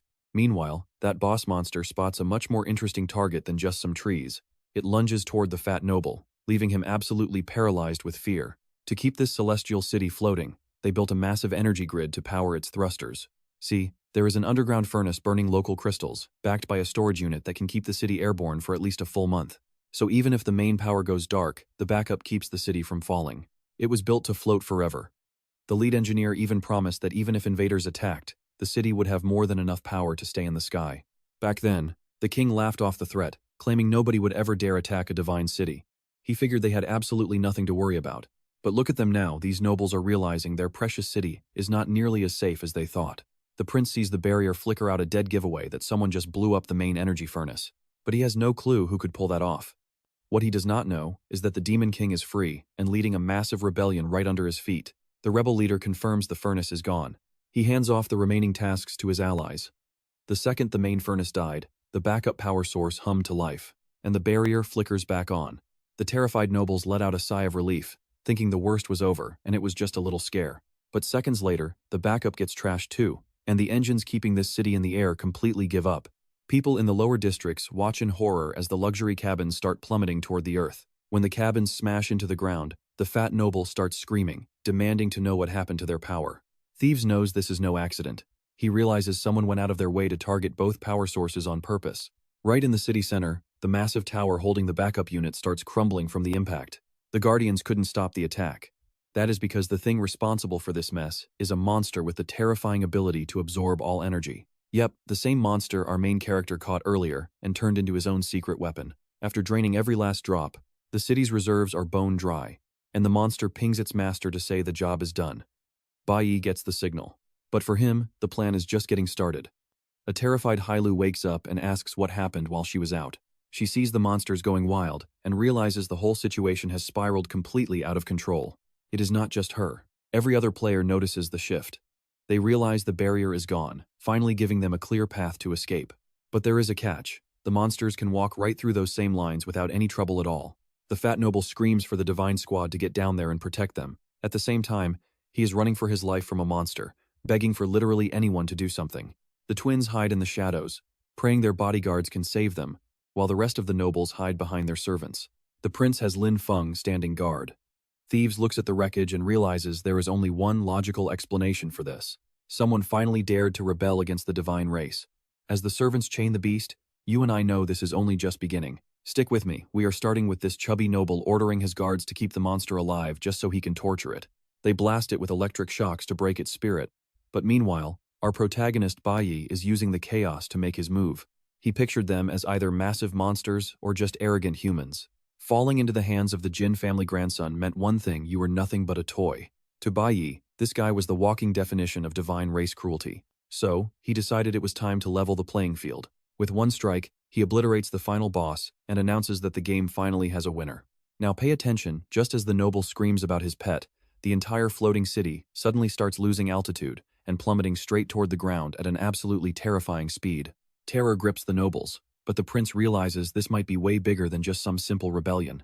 And he is right, nobody expected those massive supporting pillars to be taken down with such ease. Everything crumbles as the nobles descend into total panic, leaving the prince wondering if rebels could really pull off something this massive. Then, out of the abyss, Demon King Lucien emerges in his terrifying dragon form, with his allies right behind him. Trust me, he just declared all-out war against the god's dominion.